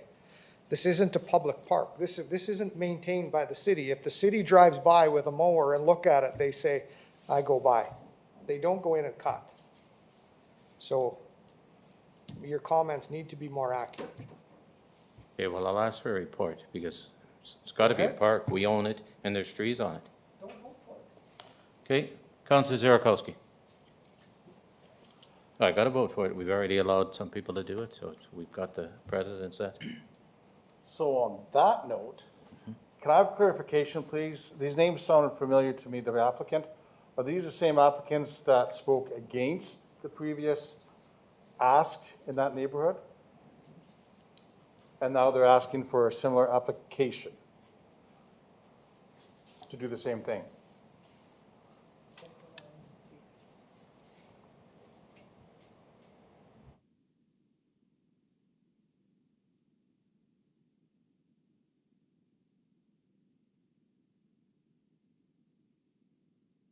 Sorry, everyone pushed their buttons again, and I'll go back.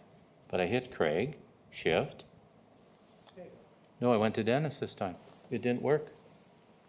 So I hit Craig. I'll be the director of Yeah. planning. Oh, finally.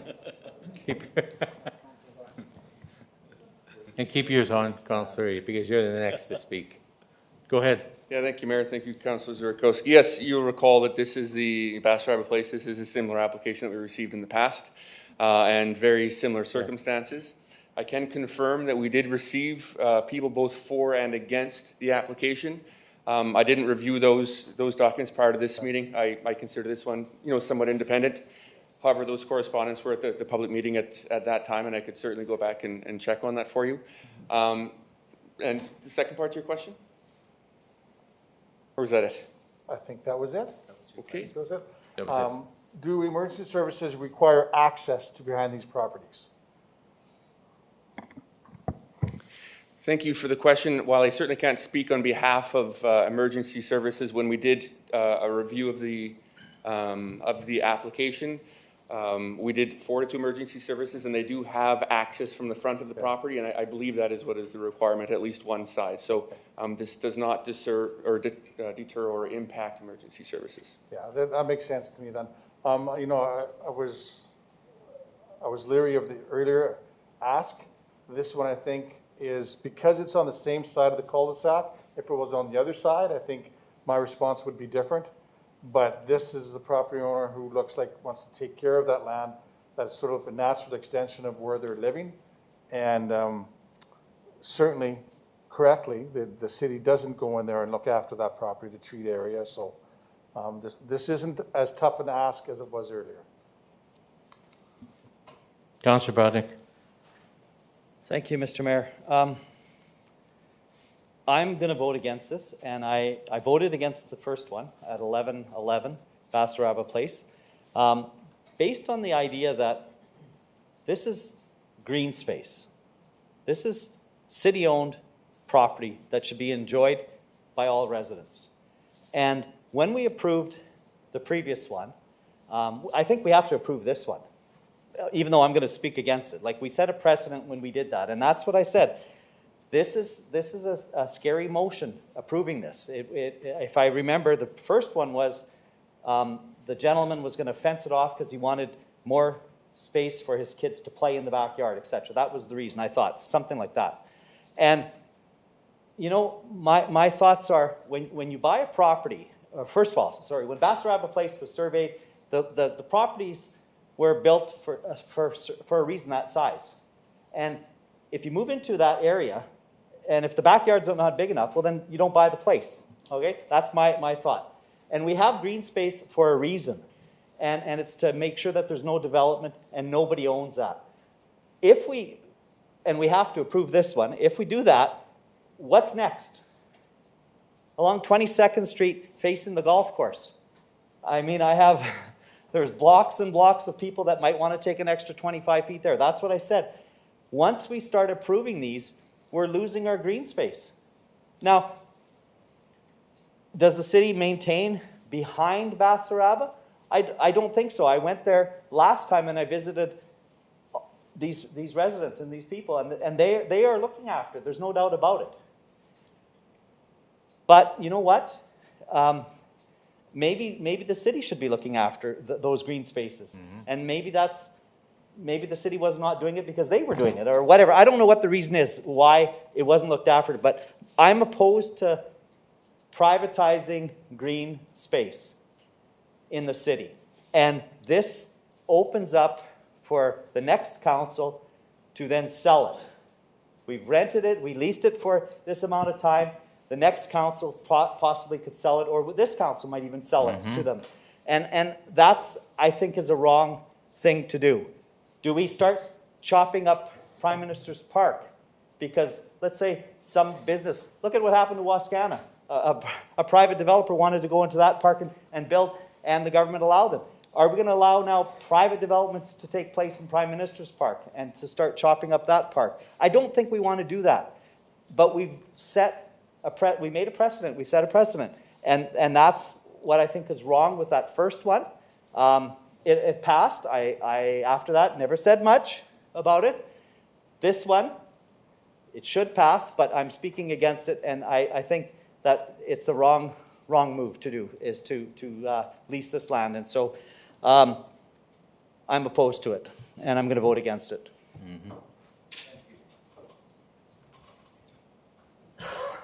Councillor Head. Thank you, Your Worship. So I will be supporting this motion like I did the other one.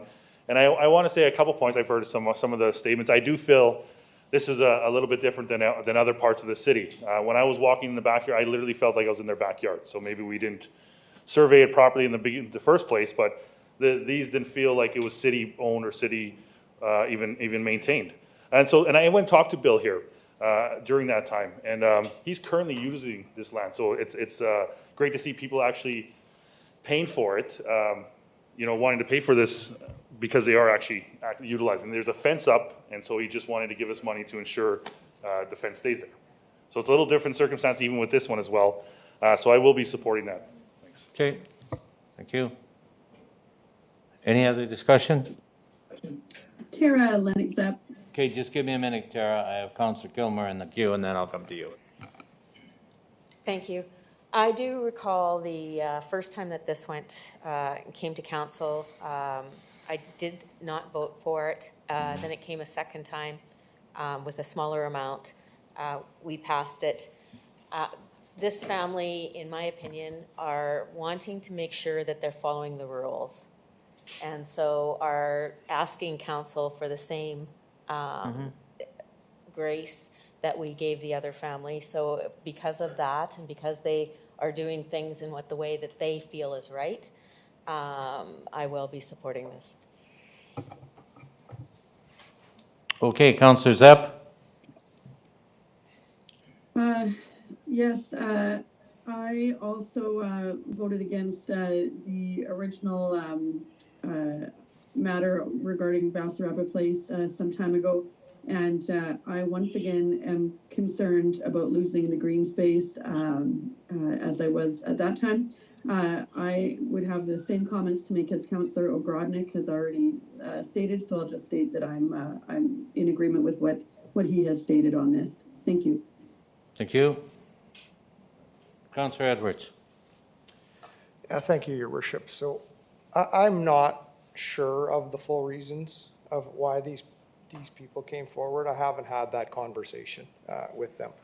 But I do know that the land behind these homes, it's not a typical green space. There's a large section of trees still that's maintained between the backyards, essentially, of these properties and the next property over, which is the apartments.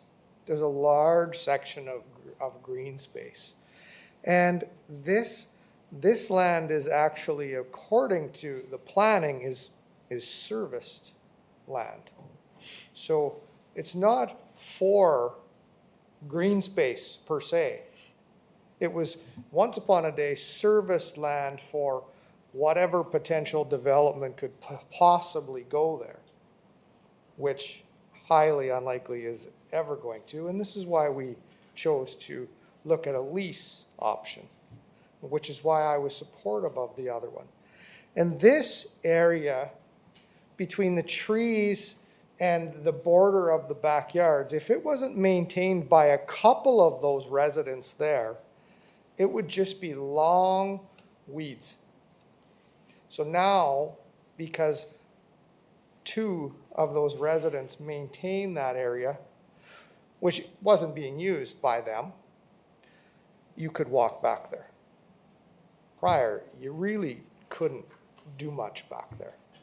So it's not, I just wanted that clarity. I'm not going to support every motion that comes forward for green space.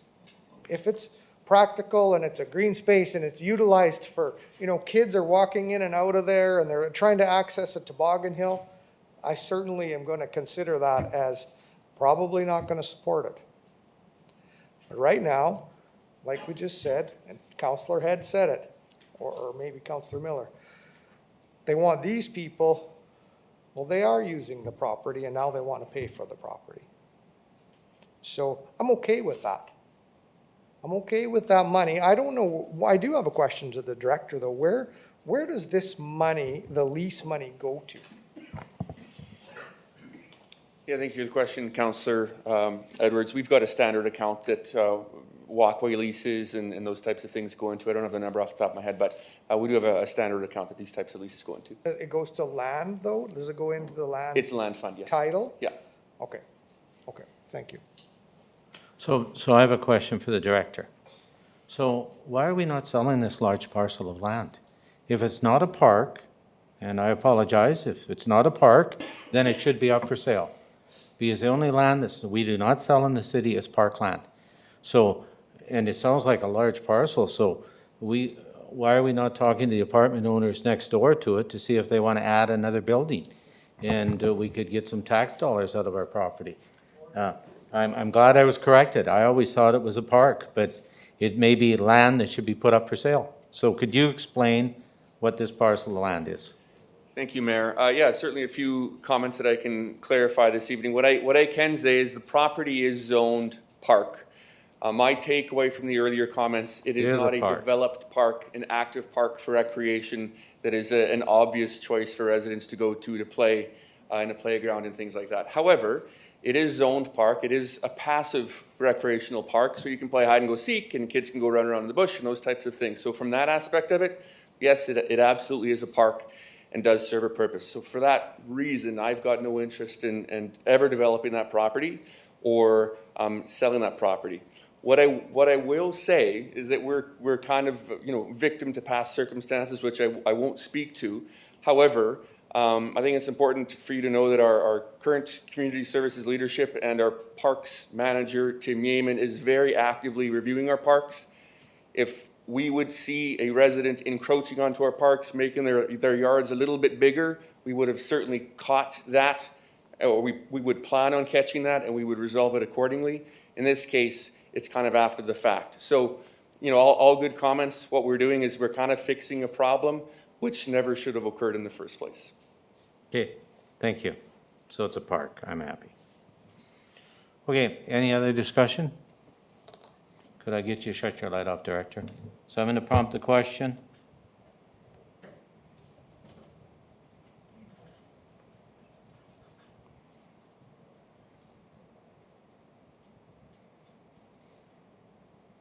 Question is now open. Councillor Zepp? No. The motion passes 5-4. 5-4. It passed, yes. 5-4.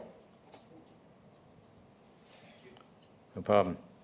Okay, so we're moving to now number 11.12, road closure bylaw.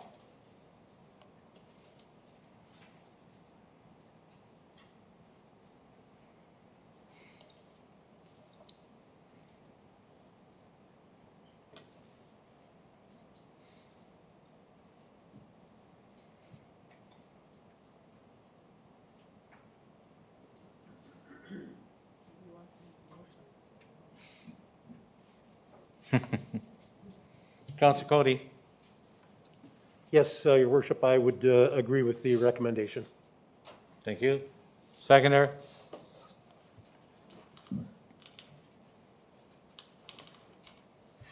Councillor Kilmer? I'll second that. Thank you.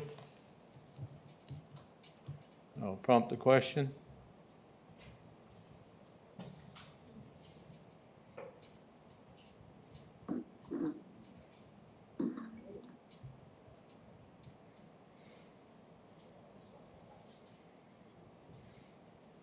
Okay, the vote is open.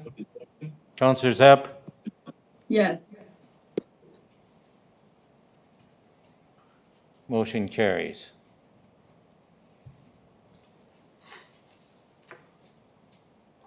Mayor Dion, we now have bylaw number 17 of 2021 for the closing of a portion of 7th Avenue East. The bylaw is for 3 readings tonight. Thank you. Councillor Cody? Yes, Your Worship, I move that bylaw number 17 of 2021 be introduced and read a first time. And I'll ask you guys to leave your lights on for me. I'll second that. Thank you. Any discussion? Seeing none in the queue, I'll prompt the question.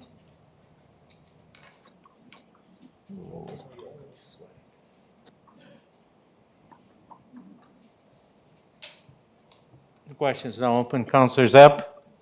Yes.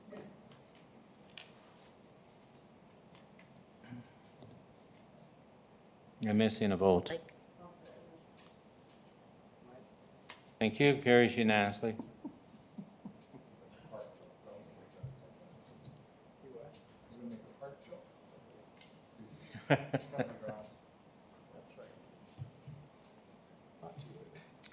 Councillor Cody? I move that bylaw number 17 of 2021 be read a second time.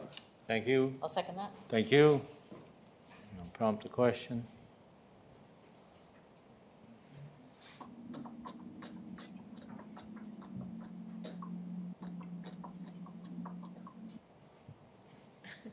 Yes. there's one. Okay, I don't want to say that. Councillor Zepp? Yes. Thank you.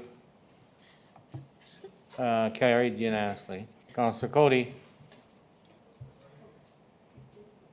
It is exactly that. I move that leave be granted to read bylaw number 17 of 2021 a third time. I'll second that. Thank you. Prompt the question.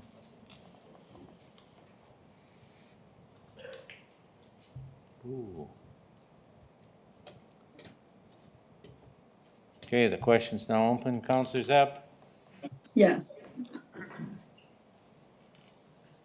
Leave is granted.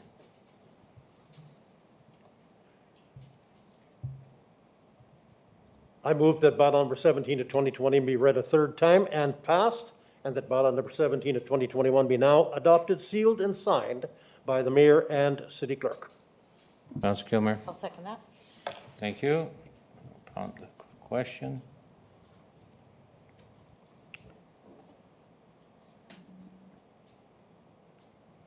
Third reading. Councillor Zepp? Yes. Thank you. Motion carries. Okay, we're moving. Mayor Dion, we now have bylaw number 18 of 2021 for the closing of portion of trail known as Davis Trail. The bylaw is for 3 readings tonight.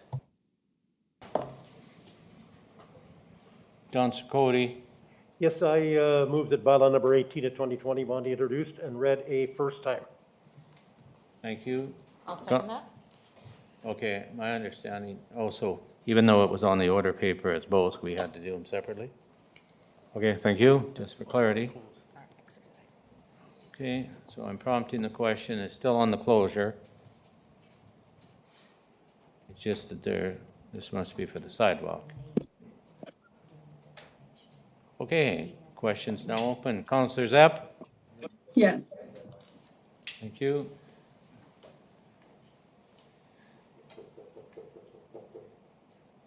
Okay, motion carries 8-1. I want to see who voted. Can I see who voted? I move that, oop, Oh, you troublemaker. Me that voted against. I'll give leave though. Okay, just hang on. Okay, I move that bylaw number 18 of 2021 be read a second time. thank you. Councillor Gilmer, I'll second that. thank you.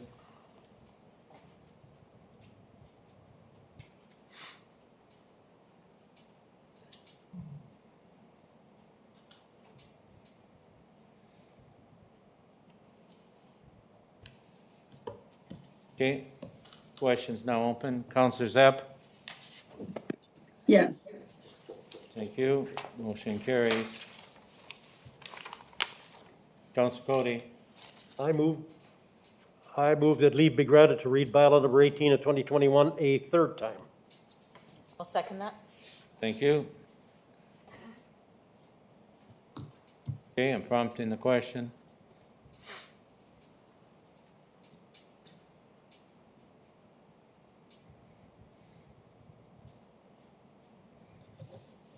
Ooh, oh, sorry, I went by it, sorry.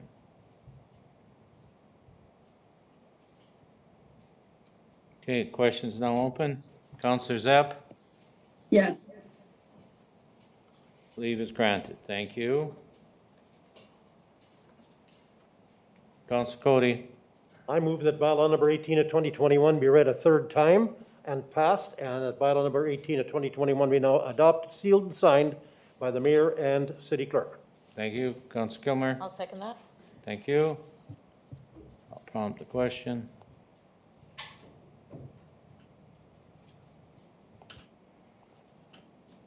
Third reading. Questions now open. Councillor Zapp, Yes. thank you. 8-1, closed. Can I see the vote?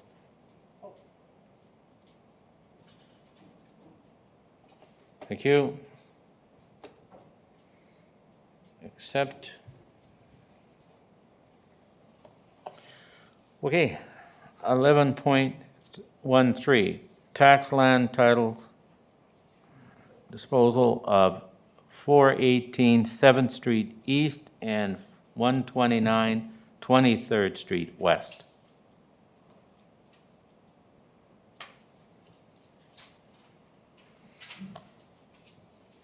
Councillor Head.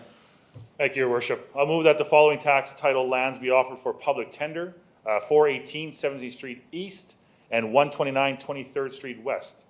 And that upon the completion of the public notice and bid process, administration forward a report to executive committee for consideration with a recommendation regarding the results of the bid process and next steps. Thank you. Seconder, Councillor Cody. I'll second the motion. Thank you. Any discussion? Councillor Kilmer. I just want to have a little bit more clarity about what happens in this case. So, and probably to the director, I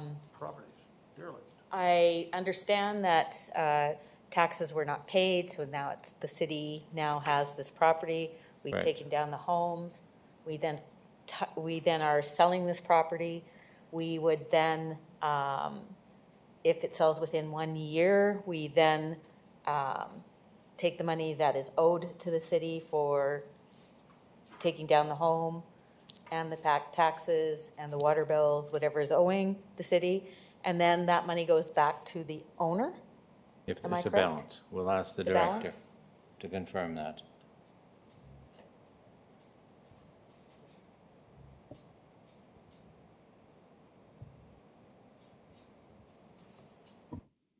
Thank you, Mayor, and thank you, Councillor Kimmer, for the question. Roughly, yes, you've described the process perfectly. The only couple things that I would add is we wouldn't necessarily be required to take down the home. We only take down the home if it's a risk to the community and it's not uninhabitable, essentially. We are able to take it through tax title and just turn around and sell it.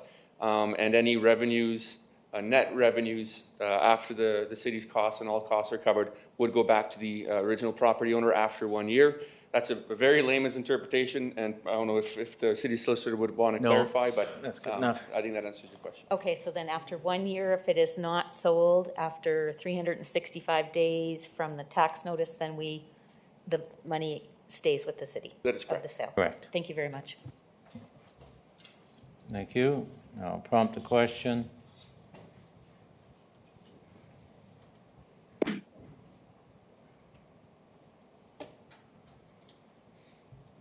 Questions now open.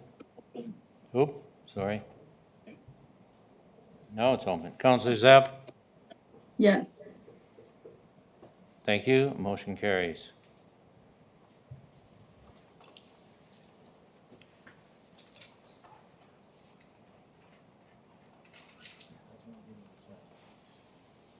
Answer the damn question.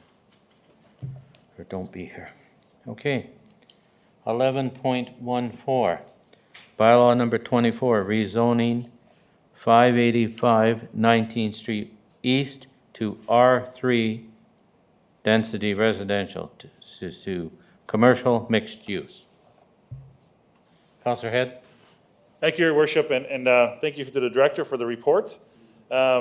Looking at this, I should make the motion first before I make a comment. So I'll move that the bylaw number 24, 2021 be introduced and given first readings, and then administration provide notification to hold a public hearing. Okay, just give me a seconder and then I'll come back to you. Don't touch your light. Seconder? I'll second it. Thank you. Councillor Cody. Councillor Head, you're up. Thank you. No, just a quick comment and a question more for the Director. There is a line in the item that says except for a shed. But looking at this ongoing 5-year extension has been a better solution, I think, moving forward here, what we see in this report. So just a question about the shed. Though there seems like they're in compliance, other than that, the report looks good. Yeah. Director? Yeah, thank you, Mayor. Thank you, Councillor Head, for the question. Essentially, there was rules outlined in the previous contract zone. Like you alluded to, every 5 years it continued to be renewed. My preference is always to permanently rezone something because there's a certain level of risk in having your home essentially at the will of administration or council of getting approved or denied every 5 years. So a permanent solution is what we're looking for, and rezoning this property to R3 medium density does meet that. And then to your point about the shed, if they do any additional structures, they then would have to meet the regulations as established in the new R3 zoning district. Okay, Councillor Brodnick? Thank you, Mr. Mayor. Just a question too to the Director. The fact that this is a municipal heritage property and with the rezoning, do they still have to go through the process of any changes that it still maintains that municipal heritage status? I want to make sure. Good question. Yeah, thank you, Mayor. Thank you, Councillor Grodin, for the question. Yes, great question. The municipal heritage designation was established through bylaw, and that bylaw is not being rescinded by this decision today. So the process for any alterations to the building would stay consistent, and that would remain in place. Okay, Yes. even when it changes the designation of Absolutely. the property. Okay, Yeah. good. That's good. I will support this because I know this property had attempted to make many changes, and it was the old Heritage Advisory Committee, I think it was called, that I was on prior to being elected, and we met with the owner and wanted to make sure that any changes meets code and also meets the heritage status, and so I thank you for that, and I want to make sure that we maintain our heritage properties in Prince Albert. So thank you. Okay, if you don't mind, Councillor Head, I have a couple questions. So it's being rezoned to commercial mixed use. So what she uses the house for now is for room and board. She has a restaurant, a store, and I can't think of a few other things. So by going to commercial mixed use, that will not affect her being able to operate as a boarding house? Yeah, thank you for the question, Mayor. Yes, allow. Oh. Thank you for the question, Mayor. And firstly, I'll point out, I misspoke, Councillor Head. I said it was being rezoned to R3 when it's currently R3 getting rezoned to mixed use. So sorry for the error there. So essentially, every use that is located in that building would have to be a use listed in the commercial mixed use zone. So whether it be a tea room or a small restaurant, whether it be residential uses, they would all have to be uses listed in that zoning designation, and the uses have all been reviewed to ensure that they do comply with that zone. Okay, so it does comply. Yeah, certainly, yeah. Okay, thank you. Councillor Head? Thanks. I just wanted to kind of point out, and you did kind of put a plug out there for the Killarney Castle, and it's a great place to go, and I'm glad we're working with her to ensure that she maintains that status. So. Ever eat there, you better go on an empty stomach. Okay, I'll prompt the question.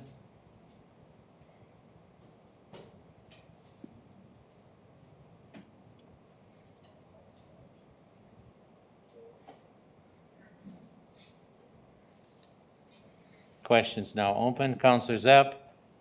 Yes. Thank you. Motion carries.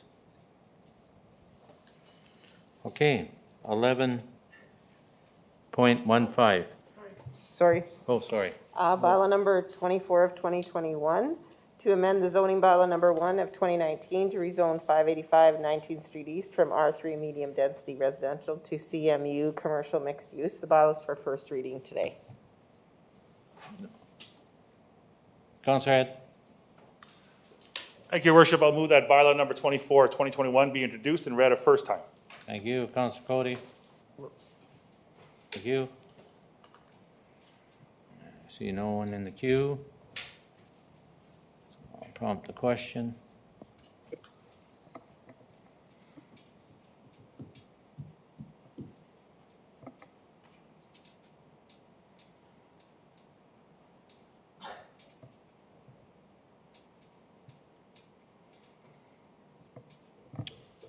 It's now open. Councillor Zepp? Yes. Thank you.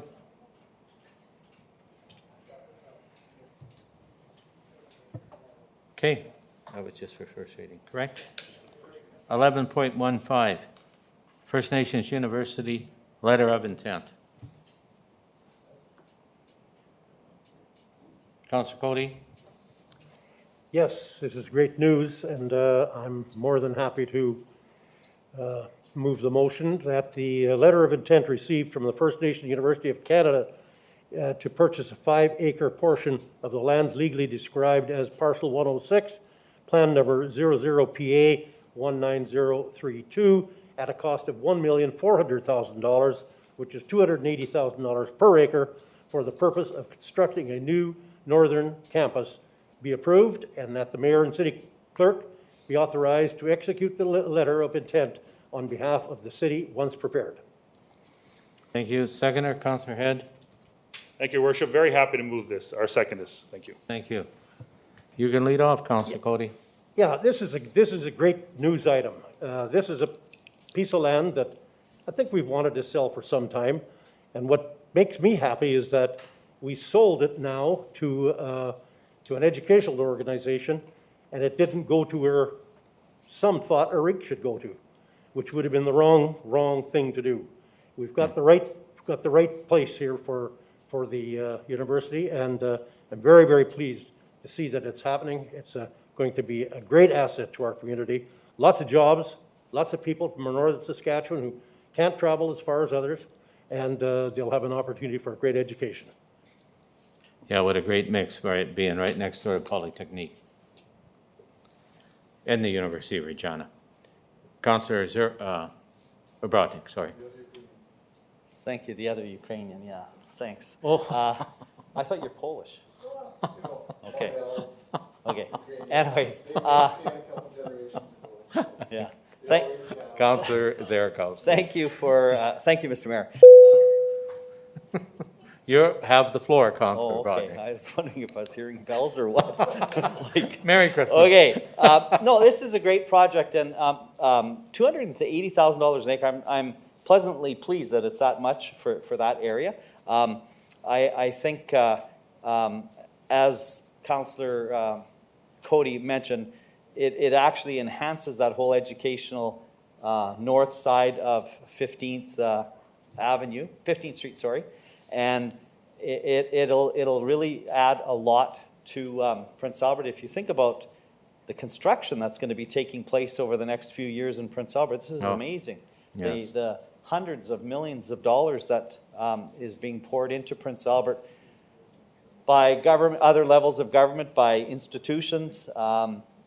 it's something to be very proud of, and the fact that it'll be a new campus with partnership of the University of Regina, I think, as well as involved in this. And so it's good news for our city. And we have to also remember that the 280,000 per acre is we're not developing the land, right? They're just buying raw land, right? Correct. For that price.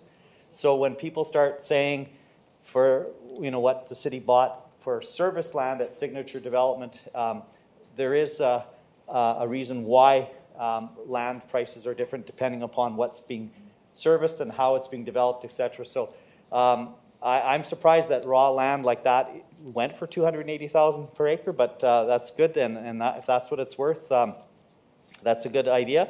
And as Councillor Cody said, that area wasn't big enough for the development, the entertainment district, and so I happily will support this, just as I happily supported the entertainment district. So thank you. Thank you. Okay, I see no one else in the queue, so I'll prompt the question. Ooh, went too far. Okay.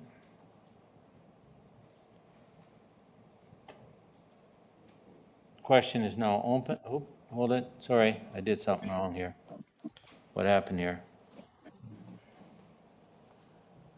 I'm pretty good at it. I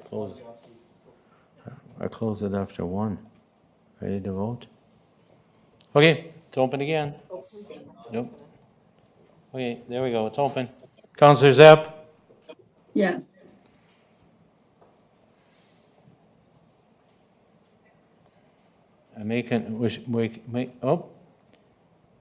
Motion carries unanimously. Thank you. Okay, 11.16. Positive storytelling marketing strategy.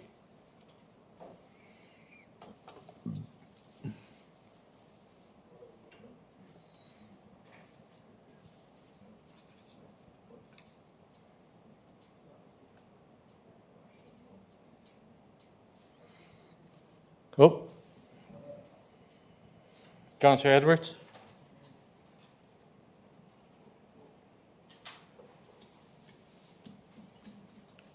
I need a mover first. So. I'm going to move the motion, but I might speak against it.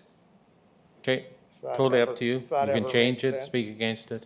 You have the floor.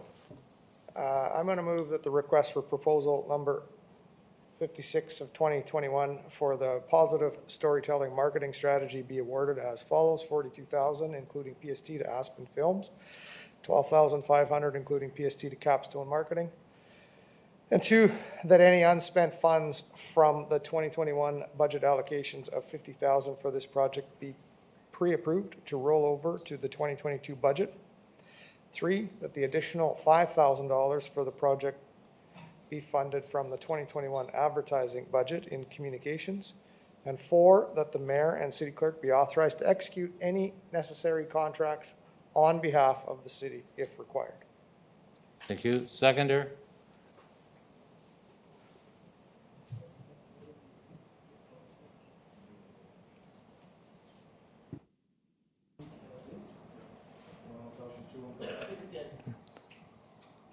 Okay.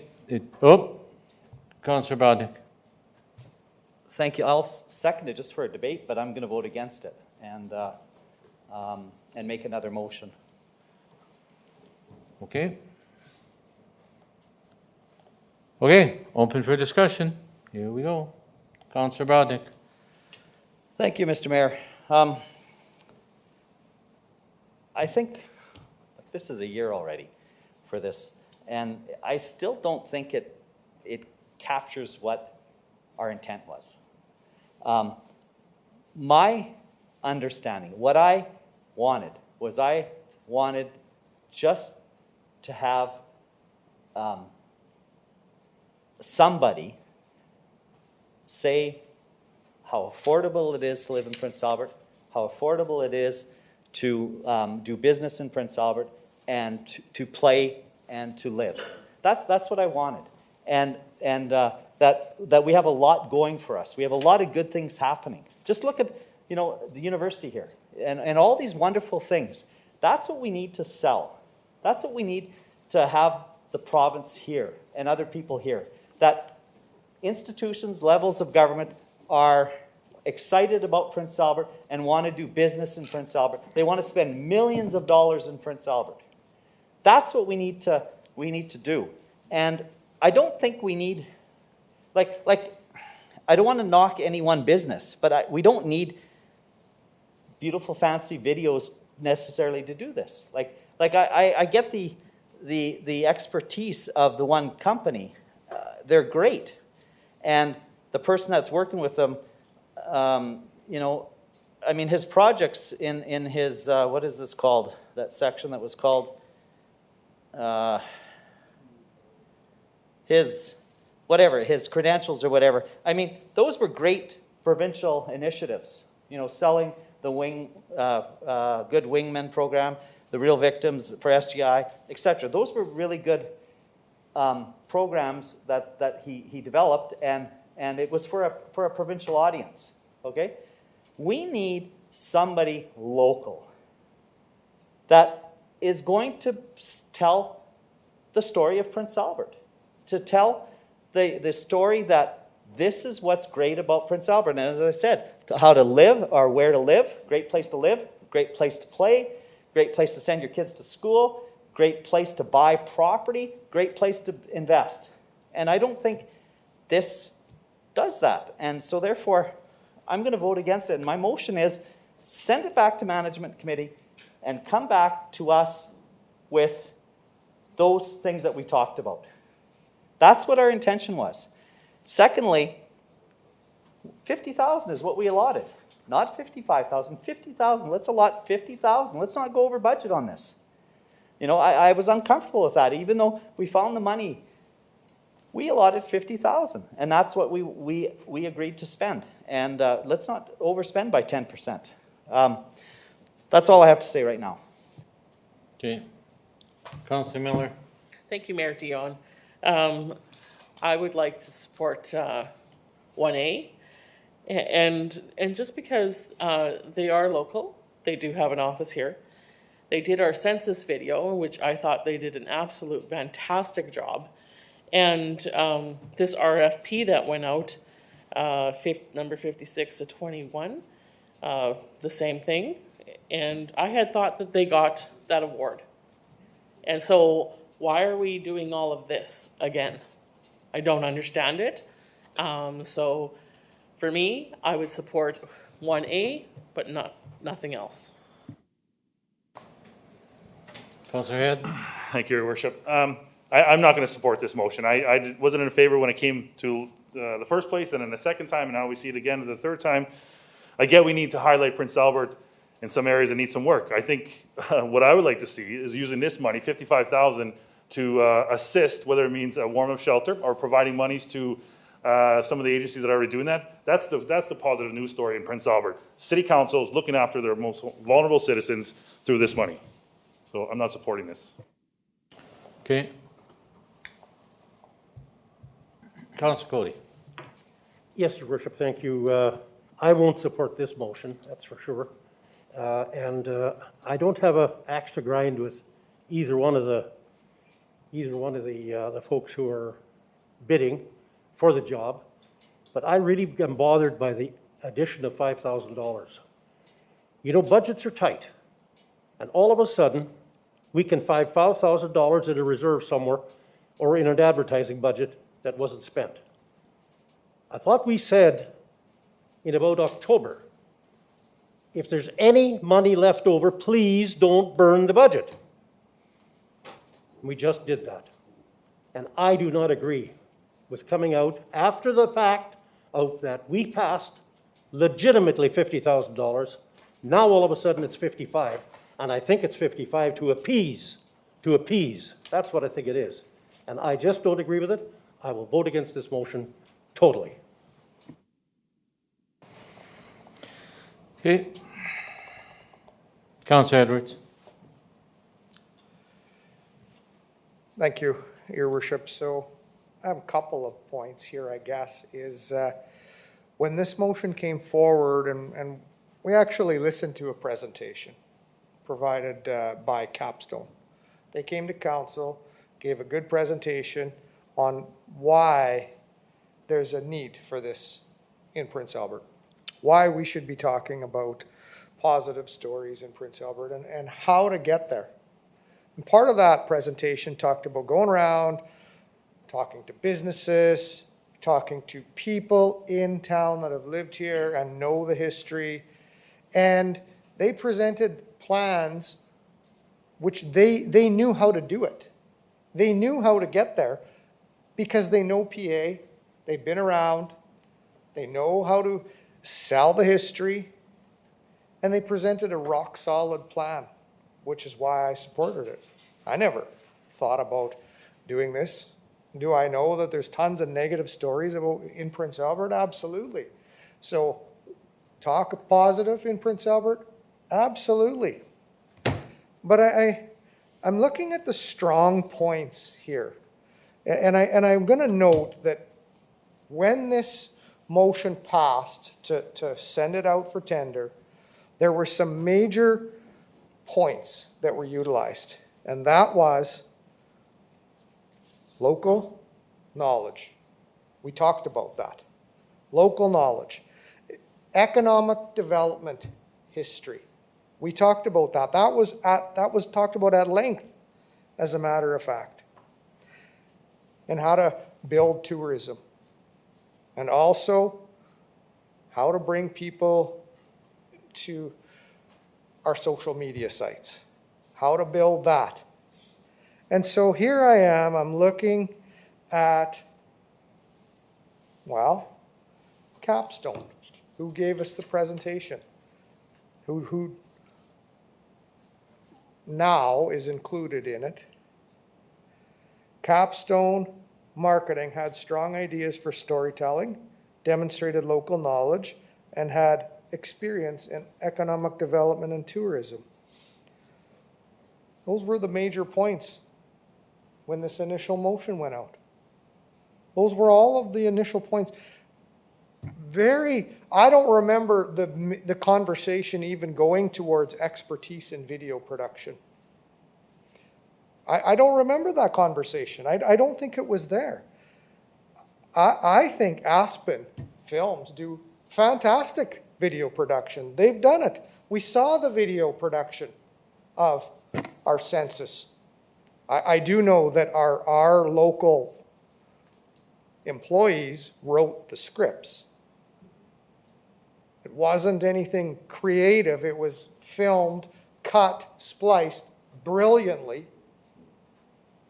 But a 4-minute video, a 1-minute video, it doesn't get looked at too much, too often. It's about finding someone in the community who's interesting to a certain group of people, bringing that attention and saying, look, this person's been here 50 years, they've done this, this, and this, and this, they've supported this, this is why they love Prince Albert. You can talk about that in a quick little paragraph with a couple of little pictures maybe. It doesn't have to be a magical video production.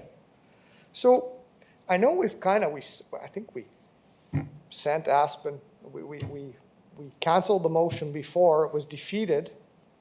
Now we bring in 12.5 for Capstone, who to me, that's the key figure in this one. Because they have what council initially asked for, was the expertise in demonstrating local knowledge and experience in development, in economic development and tourism. Those were the key points. But somewhere that got lost, and I don't know why. And we focused so highly on the video production, and I don't know why. So I moved the motion just for discussion. I don't really, if these numbers were reversed, I would probably support this because the expertise is Capstone. If I look at the strong points of everybody else, it's not what council asked for originally. Okay, I see no one else in the queue. Tara Lennox, please. Go ahead. I have a question for administration. Can you advise on the process of this being available to the public to bid on this RFP.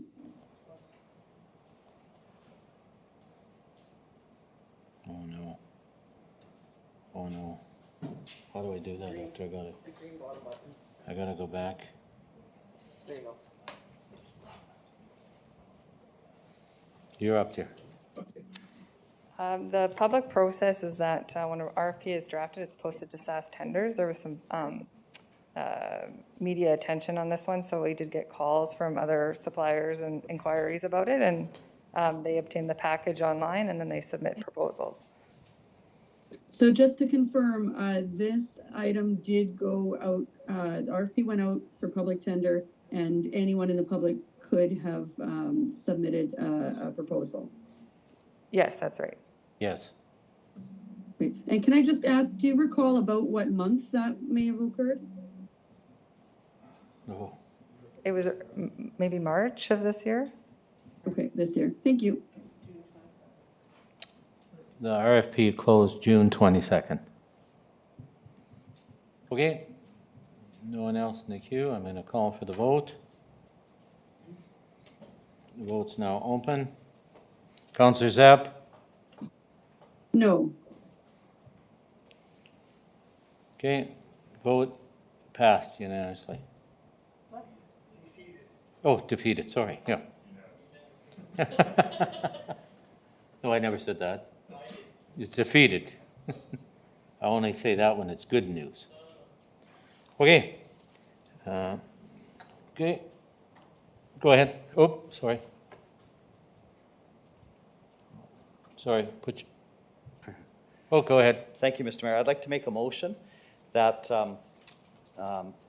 the positive storytelling marketing strategy be referred back to management committee, and that they develop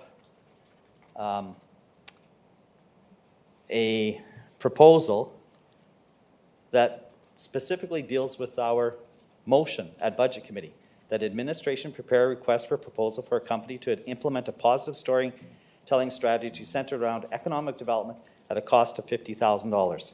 And when we talked about that, as I said, well, I'm moving the motion, hopefully I have a seconder, and then I'll speak on it. Okay. Do you need some more detail, or did you get it? Yeah, I don't know. Could you just finish it off for her, please? Okay, sorry.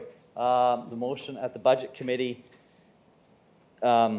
deliberations, 2021 budget committee deliberations, that, quote, administration prepare, it's right in the report, if you want to cut and paste.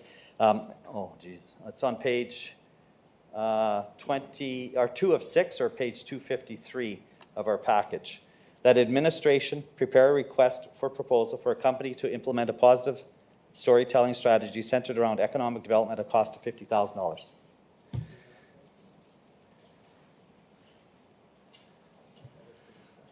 And then I'd like to speak if I have a seconder. Councillor Edwards? I'll second it, Your Worship.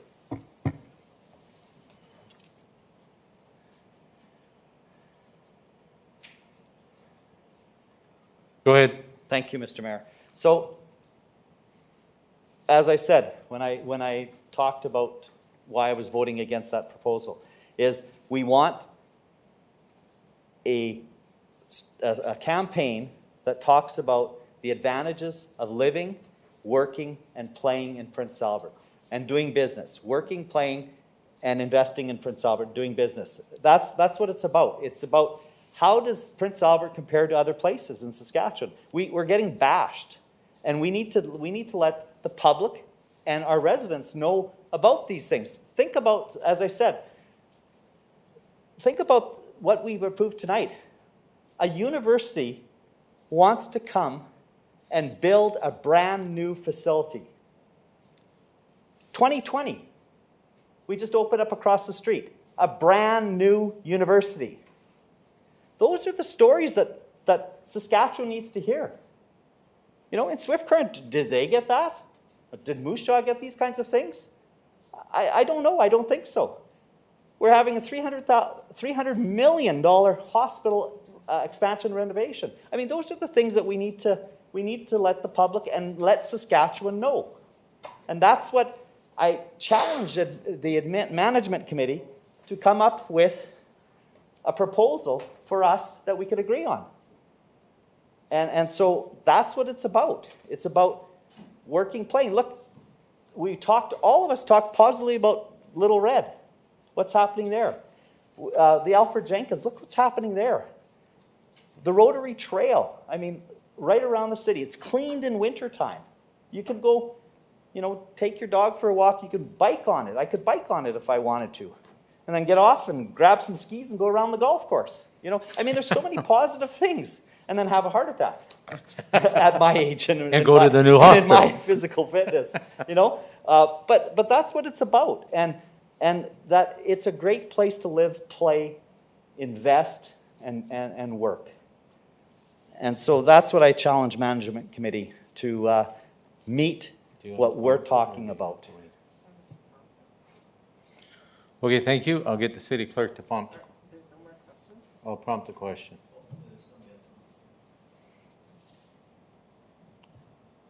Keep prompting the question. Councillor Edwards. Yeah, thank you, Your Worship. I am going to support the motion, although, again, this was brought forward by Capstone's original presentation. And a lot of their ideas should be utilized in what the need is, because the presentation was good. It talked about getting more interest on our social media. It talked about how to get there, make things interesting.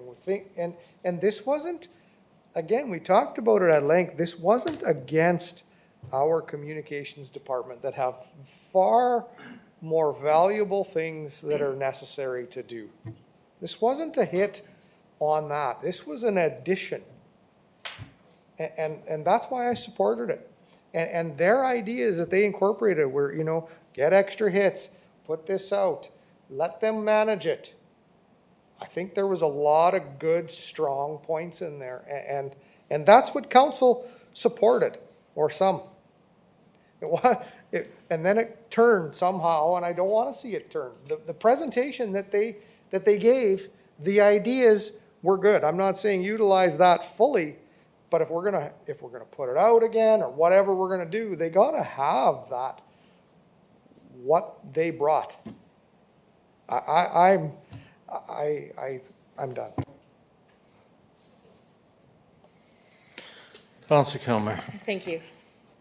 So I am going to support this, that it go back to management committee. But my hope is that when the management committee does reflect on this, that they give some space and grace to letting go of all of the ideas. Like, let's just go back to the economic, positive stories, and then how can we best communicate those, and what tools are there available in our community to use that. Let's get back to the simple, so that we're actually communicating with each other and keeping it extremely simple. And 50,000, in my opinion, is the upward bound. Doesn't necessarily mean that has to happen. So some space and grace. I'm hoping the management committee gives the corporation that space. Okay, I'm prompting the question, am I? Or no? You will? Sorry. So get out of there again. Okay, it is now open to vote.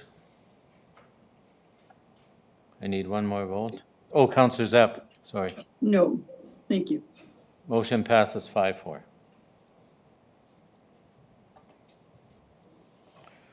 Okay, 11/17/2002 board and committee appointments.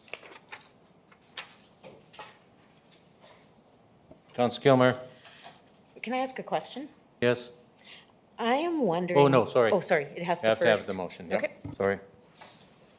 Sorry. That was my fault. Councillor Zierakowski. I move that the appointments to City Council's boards and committees be approved as outlined on the attached Appendix A. Full stop. You don't want number 2 in there?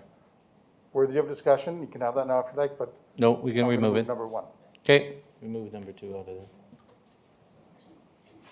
Okay, seconder. Councillor Cody.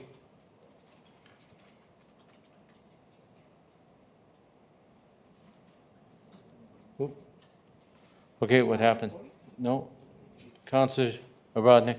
I'll second that motion, and that was my concern is, I think they're two separate ideas, Okay. and I'd like them as two separate motions. Thank you. Okay, thank you. Okay, any other comments? Okay, I'm prompting the question.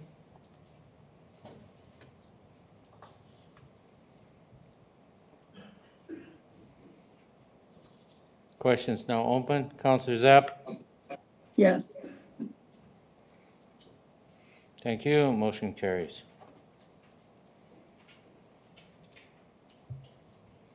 Okay, we're going to move on. 11/18, 2021 New Year's bus service. Who wants to be the wingman or lady? Councillor Edwards? Also move that the letter of agreement between the city and SGI to provide the 2021 New Year's Eve bus service program, Wing in the New Year, be approved. And 2, that the mayor and city clerk be authorized to execute the agreement or the letter of agreement and any other necessary document on behalf of the city once prepared. Thank you. Councillor Miller? Yes, thank you, Mayor Dion. I'll second. Thank you. Any discussion? See nobody in the queue. I'll move it. Oop. Oh. Hang on.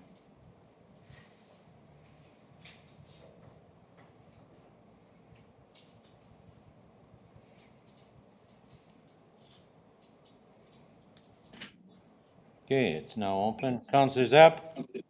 Yes.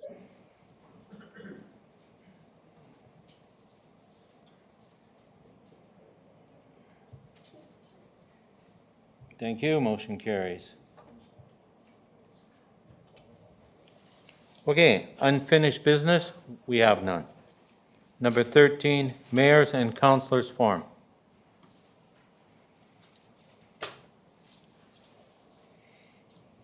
Councillor Budnick. Thank you. I have one, Mr. Mayor. I just want to congratulate Veselka, which is a local Ukrainian club in Prince Albert, as well as the Saskatchewan Provincial Council of the Ukrainian Canadian Congress for their recognition of Holodomor Remembrance Day. In Saskatchewan, the 4th Saturday of November every year is Holodomor Remembrance Day. And next year, I'm going to make sure that we proclaim that as a city as well, that we do that. And what it is it's a day of remembrance to remember the best kept secret of the 20th century, which is the genocide that took place in Ukraine in 1932-33, where anywhere from 7 to 10 million Ukrainians were murdered and killed by Joseph Stalin and the Soviet Union. And he kept it quiet as long as he could. And today, Ukrainians are rising up and making sure that the world recognizes this genocide and supports other genocides that have taken place in the 20th century. And we all know about the Holocaust, very well known and remembered. But there are many other genocides that took place. And Veselka and Prince Albert, and as I said, the Saskatchewan Provincial Council of the Ukrainian Canadian Congress has also been very active in promoting this. And there's a lot of research that's taking place. And personally, that's my passion right now as a retired teacher, of educating and learning more about this particular genocide. And you're going to hear more from me on this particular topic. So I want to congratulate those groups for helping us remember this horrific genocide that took place in 1932-33. Thank you. Thank you. Other comments? Okay, I'll add a few and maybe that'll spark it. What a great football weekend. Nobody wanted to talk about football, but we threw the ball. First of all, those people that don't know, the Saskatchewan Huskies from Saskatoon won 14-10 against Montreal. and now go to the Vanier Cup, which is next Saturday. So cheer them on, and of course the Rough Riders stepped up. And so it was a great cold football games, but I want to congratulate them both and hope to keep cheering them on and continuing forward. And anyone else, Mayor's Forum? Okay, with that, I'll move to inquiries.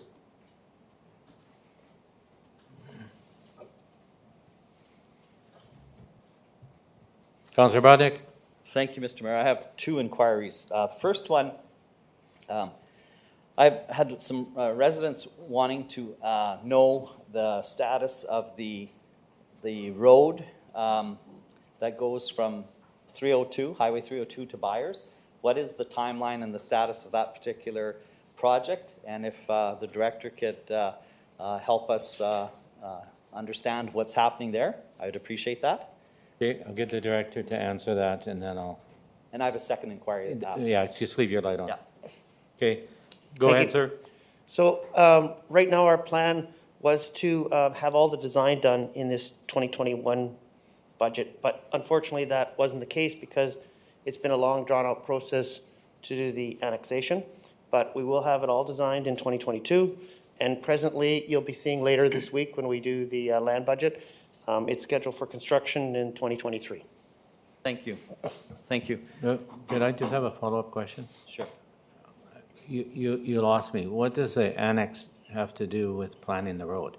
We're planning the road, we're annexing quite a larger, more parcel than Byers needs. We're actually going out quite a few more acres. So I'm sort of caught off because to me, the design should move ahead. And then when it's done, then it's up to planning to get us the property. I don't understand that. Yeah, and we do own the majority of that property, but we do have to cross the railway tracks. We do have to join up with the highway at 302. And we're trying to plan the whole section of roadway all the way to all of Diefbaker. And there's a small portion of property that doesn't belong to us. Very small, like it wouldn't be any larger than this room. So all of those things, plus the changing of our property from the RM to the city. So we will be moving ahead with the design, but construction isn't even scheduled till 2023. Okay, thank you. Thanks. And go ahead, sir. My second inquiry is, I guess, to community services. If it's possible to have some snow fences put along Peterson Road in Crescent Acres, and it's the area that is attached to this massive field. And so every time the wind blows, our public works have to spend extra time cleaning that road because it gets blown in. And so if we put snow fences there, I had a couple residents ask if it's possible to have snow fences there so that when the wind blows, public works isn't tied up clearing that road every time the wind blows. And so if community services can look at maybe putting in some snow fences there, that would be great. I don't know if he has a response or if he needs some time to figure it out. If I need it written, if he wants a written inquiry on that, I could do that. We have to do a written inquiry and hand it into the clerk. I have to do the written for the snow fences? Yeah. Okay. If the director has a response tonight, I would appreciate that.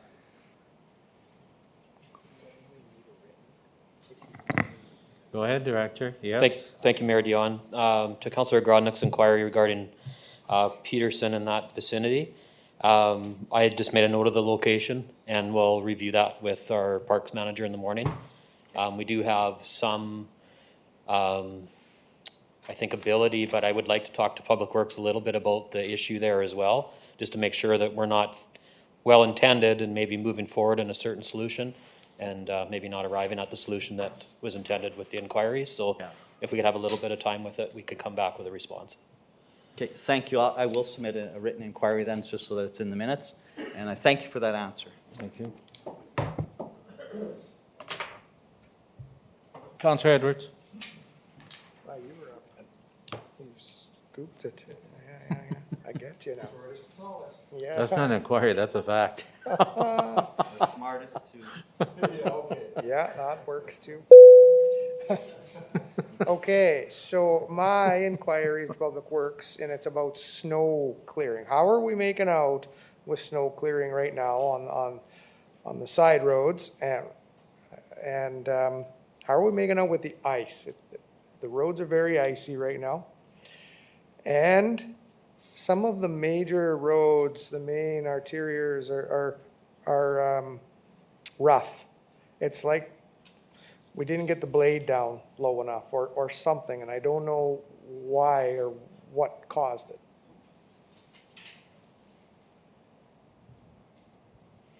Go ahead, Director. Thank you.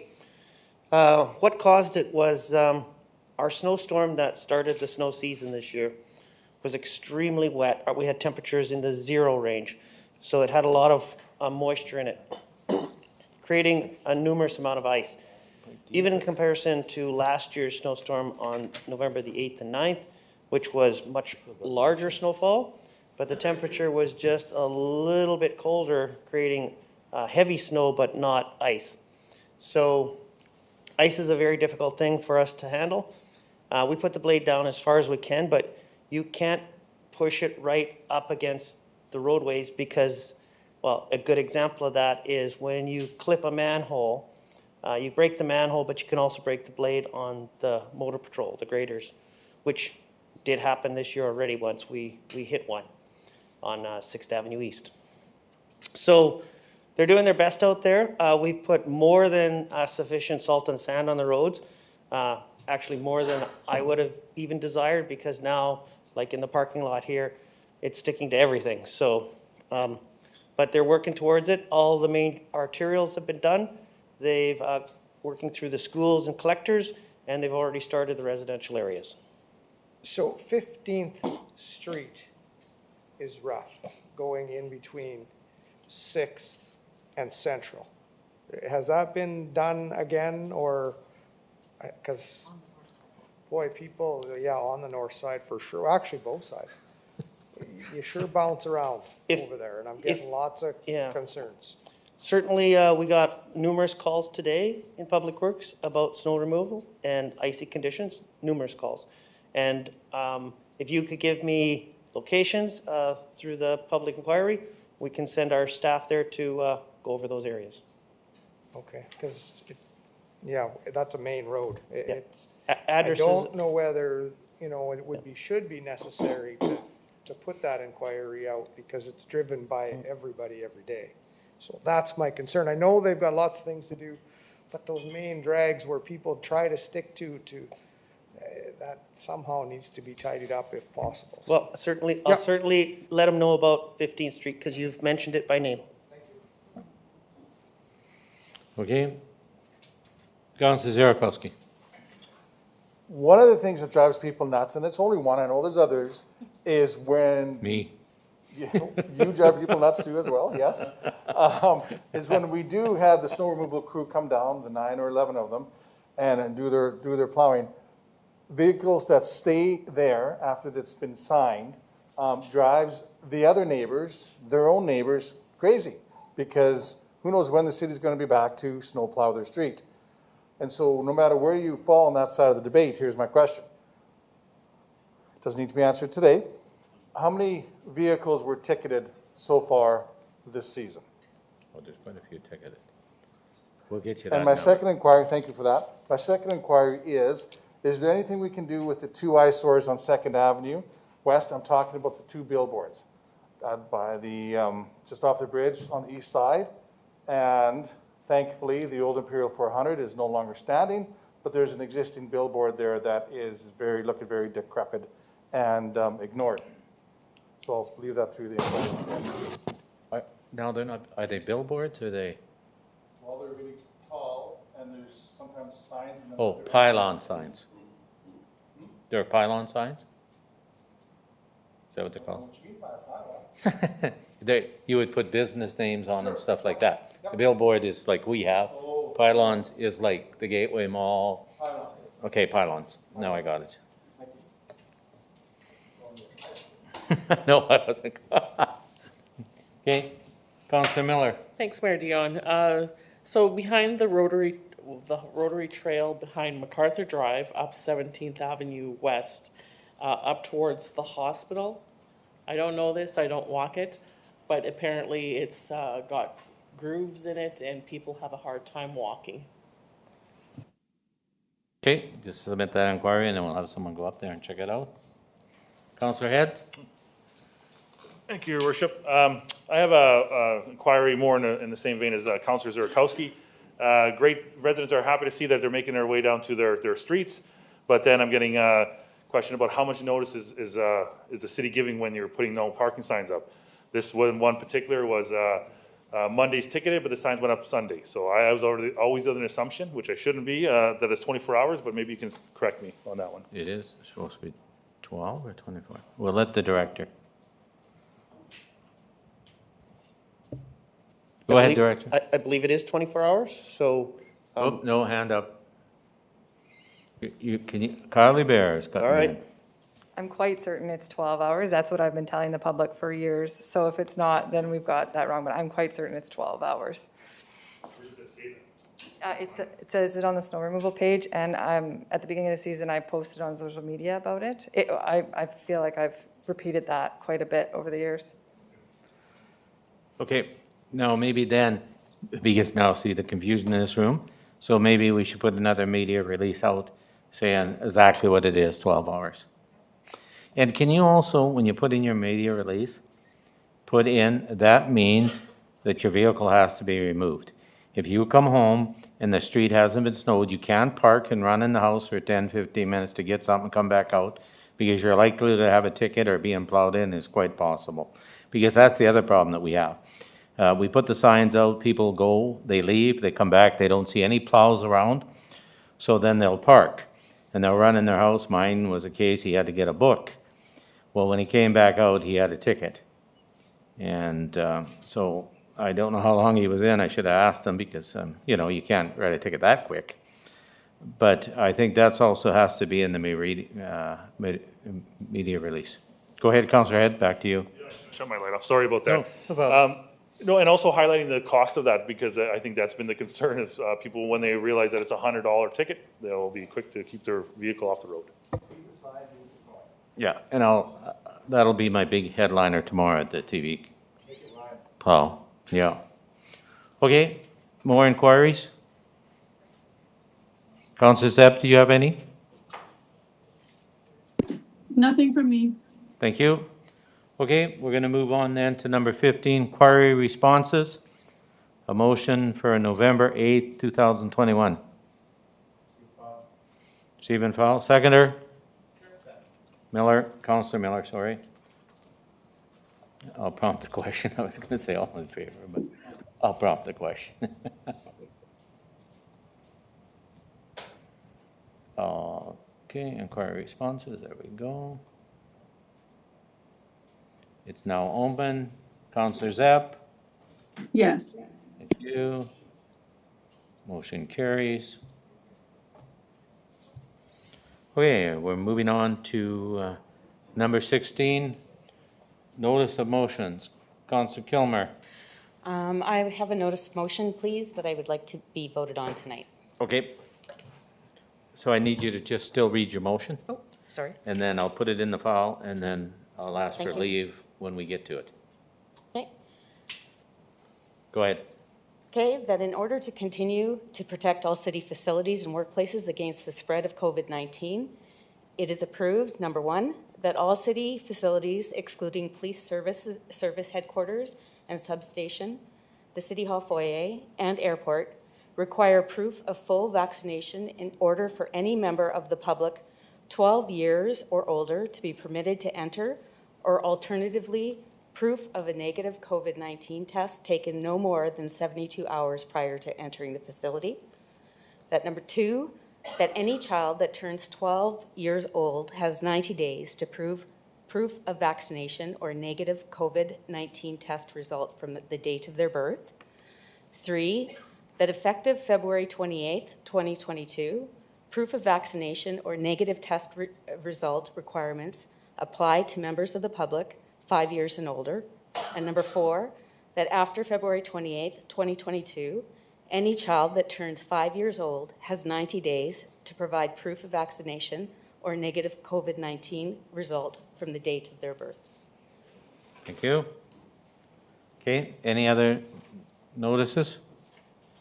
Hearing none, I'm going to move on. And so we'll go to motions, and so I'll pass the chair to Councillor Brodnick. Thank you, Mr. Mayor. We have mandatory COVID-19 vaccination policy for public. Oh, is that me? Okay. I move to withdraw my motion. Okay, thank you, Mr. Mayor. So I'll pass the chair back to you. No, I still need a second, and we got to vote on it. Sorry. To withdraw your motion? Yes. Yeah. Okay. I have a totally different one coming. This one sounds better. Sorry, I'm confused here. You need a seconder to withdraw your motion? Yes. Okay. We need a motion to withdraw my motion, so I'm moving to withdraw it. Okay, do we have a seconder to withdraw Mr. Mayor's motion? Councillor Zerkowski? Yes. Thank you. Any discussion? We don't have a discussion if you're withdrawing it. No. So all those in favor of the motion? I'll prompt the question. It's in here. I'll prompt the question for you, Dennis. Sir? Councillor Lennox Zepp? Yes.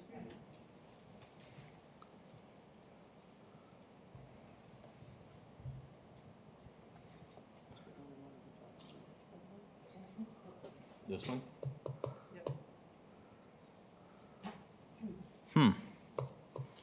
Okay. Okay, the vote's open. It passed, thank you. And Motion it carries. passed unanimously. Thank you. I'll pass the chair back to you, Mr. Mayor. Okay, we have another motion from Councillor Brodnick.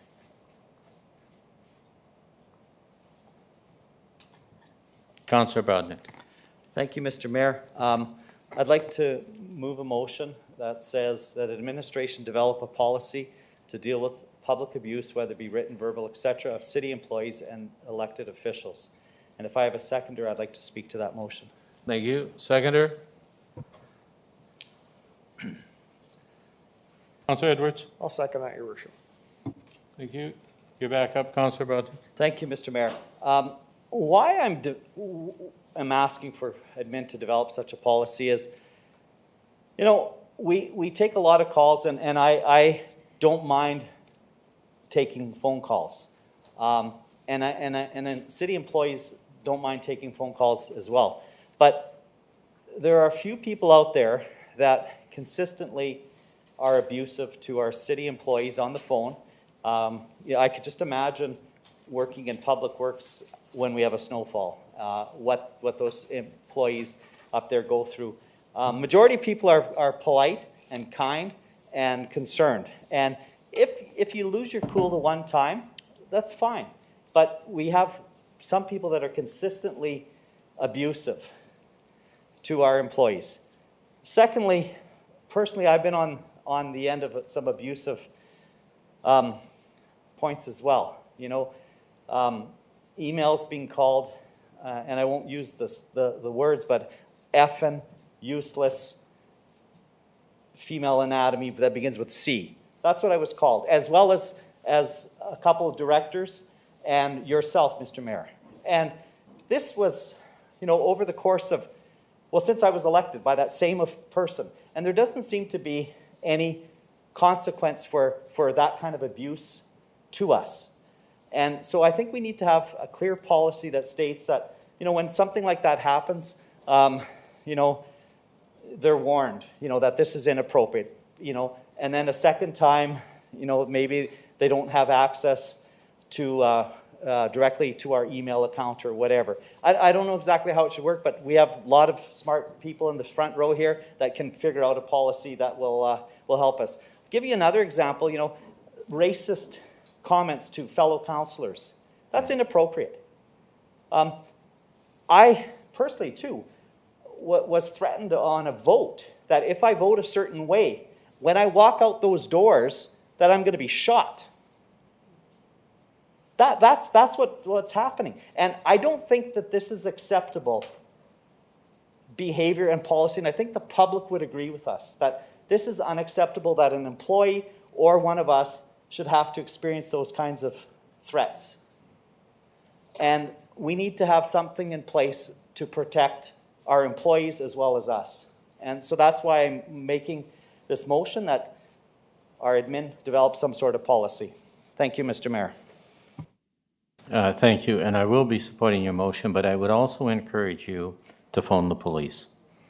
When you get a death threat or a race, or even hate is a crime now. And just so you know, I've used that phone 3 or 4 times in my career. And it's sad that you have to do that because everyone has the right to be treated with respect. But there's certain parts of our population that just doesn't know what that word is. So I will support your motion, but I also encourage you to call the police because they do take swift action. Okay, I'll prompt the question. Tara Lennox, please. Go ahead. Thanks. I just wanted to note, and I don't know how important this is, just that in the public agenda package, that the wrong motion was placed into the public agenda package under this item. Again, I don't think it's pivotal. I just thought I would make that known. Thanks. Okay. You got it? Do you know what you mean? Thank you. She's working on it. No, it's there. It's there. It's there. It is there, Councillor Lennox. Thank you. Just so you know, the public agenda package that I downloaded from the website has a different motion under this item than like a different topic. Thanks. There were 2 there.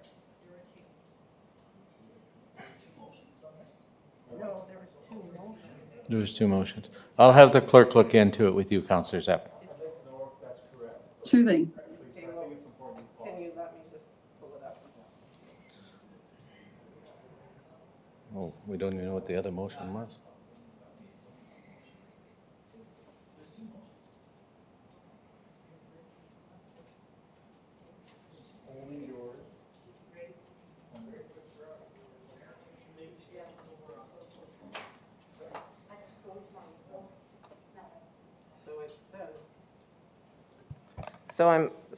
On the screen is the motions. So first was the motion for Mayor Dion mandatory COVID policy, the motion that the mayor withdrew, and there was a motion to withdraw. This was worded exactly as he had made the notice for. The second motion is the motion from Councillor Ogrodnik, public abuse of employees and elected officials. This is the motion that Councillor Ogrodnik just read on the screen. Perhaps I can just send the city clerk I can email you the document that I have from the website when it was released on Thursday, which contains the previous motion of Councillor Edwards regarding the persons aggressively seeking donations for benefit, but that's something I can probably send the clerk after today. Okay, no, so send it to the clerk and she'll look into it. Thank you so much. Okay, so the vote's now open. Councillor Zepp for Councillor Ogrodnik's motion. Yes. Thank you. It passed unanimously. Okay, now I'll ask Councillor Kilmore to rise and ask for leave to hear her motion tonight. Oh, Oh.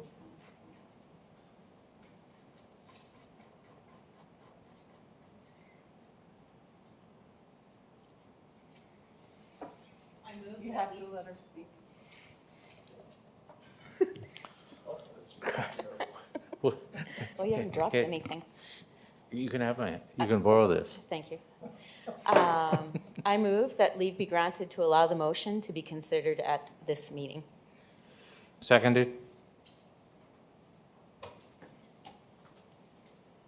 Councillor Ziarkowski? Thank you.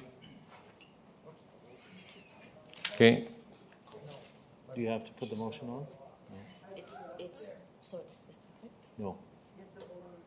So that it's specific about the 5-year-olds and 12-year-olds? No, but her other one. We don't show her motion? Okay. No, we vote on leave and then we'll post our motion up. And what leave? We don't get to see what we're. No, it's because she already did the motion and brought it forward, so now we're asking for leave, and then we'll put the motion up. Because she already, I had her read it, and so, whereabouts is it? I don't know. Where? It's not up here. Yeah, I have. Oh, okay. I just got it. Okay, so it has to be majority or unanimous? So I need 2/3 to vote. Councillor Zapp? Yes. Thank you. Okay, motion carries. Thank you. You're up, Councillor Kilmer. I would like to move that in order to continue to protect all city facilities and workplaces against the spread of COVID-19, it is approved that, number one, that all city facilities, excluding the police service headquarters and substation, the city hall foyer, and the airport, require proof of full vaccination in order for any member of the public 12 years or older to be permitted to enter, or alternatively, proof of a negative COVID-19 test taken no more than 72 hours prior to entering the facility. Number two, that any child that turns 12 years old has 90 days to provide proof of vaccination or a negative COVID-19 test result from the date of their birthday. Number three, that effective February 28th, 2022, proof of vaccination or negative test result requirements apply to members of the public 5 years and older, and that after February 28th, 2022, any child that turns 5 years old has 90 days to provide proof of vaccination or a negative COVID-19 result from the date of their birth. Thank you. Very good one. Seconder? Councillor Cody? I'll second it. Thank you. Discussion? What I can just share what this is, it's bringing in line with the new vaccination regulations. So, and it, our other restrictions were outdated as soon as this thing was passed because we only covered grade 12, age 12. Okay, so I'm prompting the question. Mr. Mayor? You go ahead.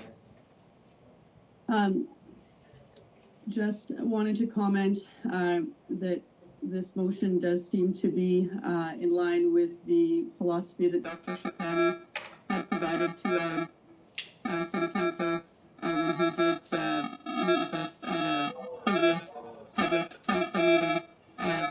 The philosophy being that Can you cut her off? he was asking. Oh, sorry, Councillor Zapp. We're getting too much static or something. We didn't hear anything you said. So could you try it again? Is that better? That's better. Okay. I just wanted to mention that this motion does appear to be in line with what Dr. Chokani had stated to us at City Council when he attended a public council meeting previously.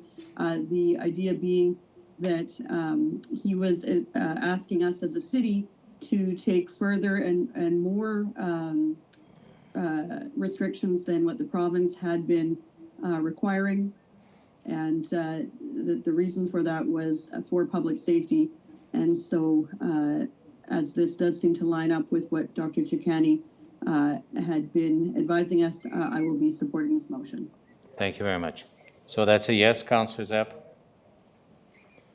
Okay. So my vote is yes. Okay, the vote's open.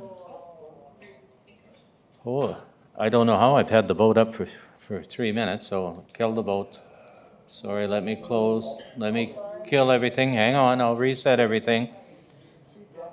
I ask you to push your buttons promptly, please.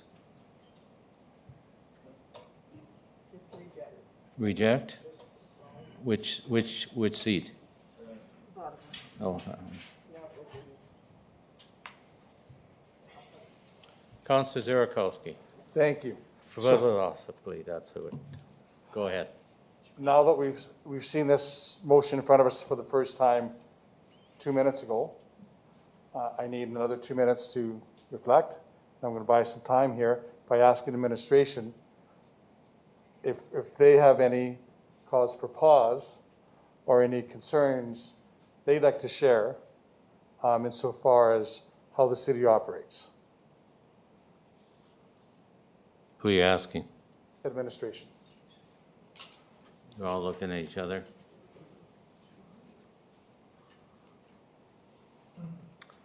I think this motion is certainly better than the last one. I think it deals with what's coming next and the changes that are going on in our province. It allows for the negative proof of test, which is good, moving forward. And again, we'll probably revisit this again and just review, make sure best practices at the end of January. Yep. Director of Communications. Okay, so for this policy, what's important here is that the last motion referred to eligibility. And so with new provisions now, 5 and older is eligible. So this motion just sort of captures that piece and is more deliberate about it so that we can kind of roll it out and be clear about, for people who are coming into the facilities and have sports in the facilities, what their requirement will be. So by setting that date, we get a handle on, people know what's coming. So that was really important. So for our purposes to roll it out internally, we just have to get communication out to the people checking at the door, what the change will be. And that change is coming in February. So that'll be important from a communications perspective. So that's on that piece. Okay. Councillor Edwards. Thank you, Your Worship. I want to support this, but I don't want to support this. It's to me, it's quick. The vaccinations were just approved for children 5 to 12. That's why it's dated. And I understand it's dated, but I'd also like to communicate with the public and see, most of the public are on board 12 plus. I don't know whether all of the public or the majority of the public are on board for 5 to 12 because it's so new. So I just, if we had a couple of weeks, I would consider this motion, but I'm not sold on it. I was totally sold on the 12 plus. I totally backed it, but I know there's some hesitation even more strongly with the younger children. That's my concerns right now about bringing this up. This is if I would have read the motion prior to us voting on leave, I probably wouldn't have gave leave. But we didn't see it. I listened to a whole lot of words prior to that. Councillor Kilmer. Thank you very much. I think the key piece here is that our former or our current policy has the word eligible. And with the eligible word, that would mean, if we're going to follow it, the 5-year-olds would immediately have to be part of what's happening. So with this motion, it's giving residents time until February, which is 3 months away, to make their decisions, work with their children, recognize that the window that we missed with the 12-year-olds originally, right? We're giving them Yes. 30 Giving them lots of notice. the 30 days after from their birth date. So it does allow our, residents and our employees to wrap their head around it and be more clear in what our policy is expected at the doors of our facilities now. Councillor Edwards. Thank you, Your Worship. And I understand, 12 plus, the kids have a voice. But right now in this world, we got kids that are 5 to 12 that parents just aren't buying into this and aren't going to change. And those little kids don't have a say. And I know we've got it in here, proof of negative test, but not one time do I want to see a little child go through that full test The full test, when they stick that Q-tip to your brain, hurts. And I think maybe we need to look at the rapid tests. At least it gives some protection and some knowledge of, hey, you're negative. But it doesn't hurt them. And I think we should give that some consideration because it's quick, it's right there, they can show it. You know what, you walk into the facility, there it is, you test them, they take a step back for whatever it takes, 5 minutes, 10, I don't know what it is. And we haven't caused that pain.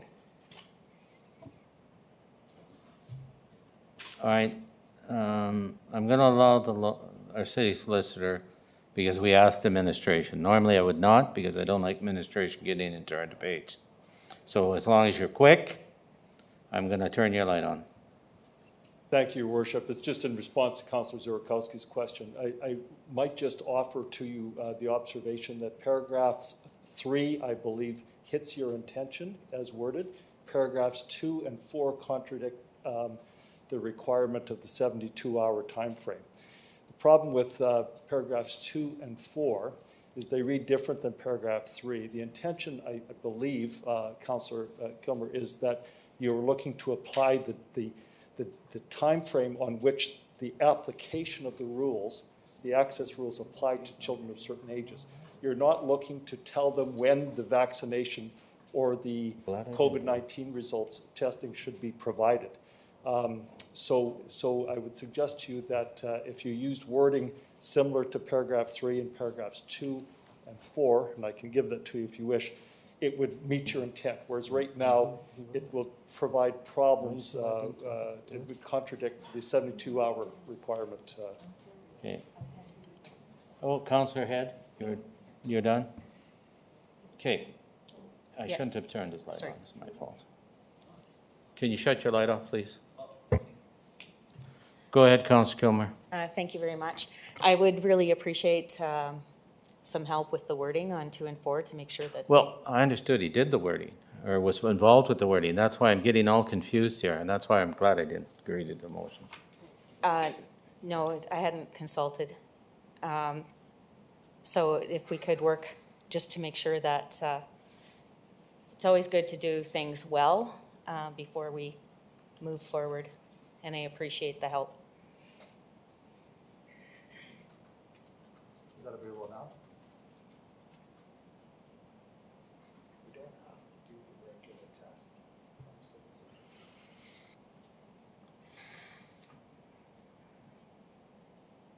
I'd also like to point out that right now, I don't think this motion is married to a particular COVID test. It is? It is not.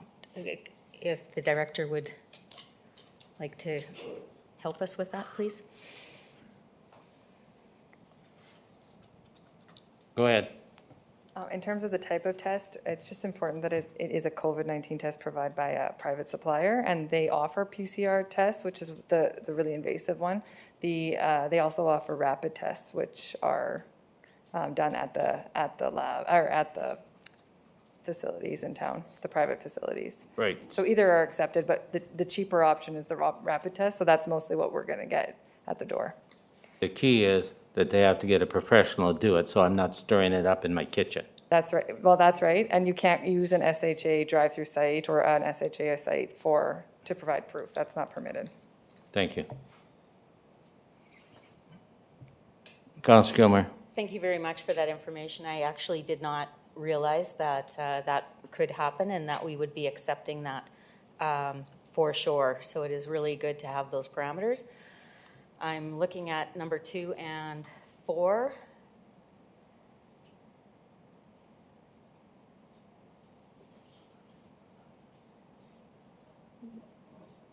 Is that better? Does that capture what we intend? Yes, it does. Thank you very much. Councillor Edwards. I'm still concerned. Again, Then vote no. the voices, I'm gonna vote against, but I'm still saying though, the 5 to 12-year-olds don't have a voice, and you're not going to change some of those parents. When you're 12 and you start to develop a little bit of an attitude, you can say, listen, I want to do things. This is what I'm going to do. I want to be vaccinated. You have a voice. But the little guys, the 5 years old. But the 12-year-olds can't get vaccinated without their parents' permission. Yeah, 13, 12. I understand that. It's to get these little children into these buildings, no, that they're gonna cost big dollars. Councillor Brodnick? Thank you. What I like about this motion is that it gives options. And so nobody's saying you have to get vaccinated. No. You should get vaccinated. Absolutely. But you also have that option of just providing a negative test. And so for the people that don't want to get vaccinated for whatever reason, this is what they have to do. So we're not denying 5-year-olds and up access to any facility. We're not. We're just saying that this is the requirement to enter this facility. That's what it is. It's a negative test or a vaccination. That's what it's about.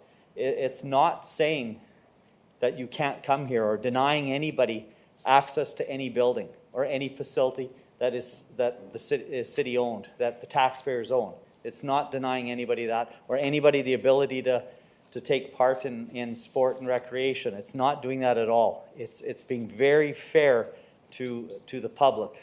And so I will support this motion. Okay, I see nobody else in the queue. So I'm prompting the question.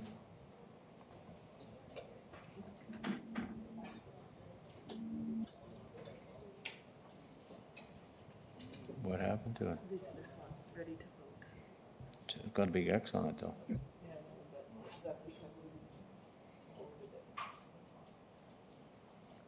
Okay, Ready to vote. Okay, the vote's now, no?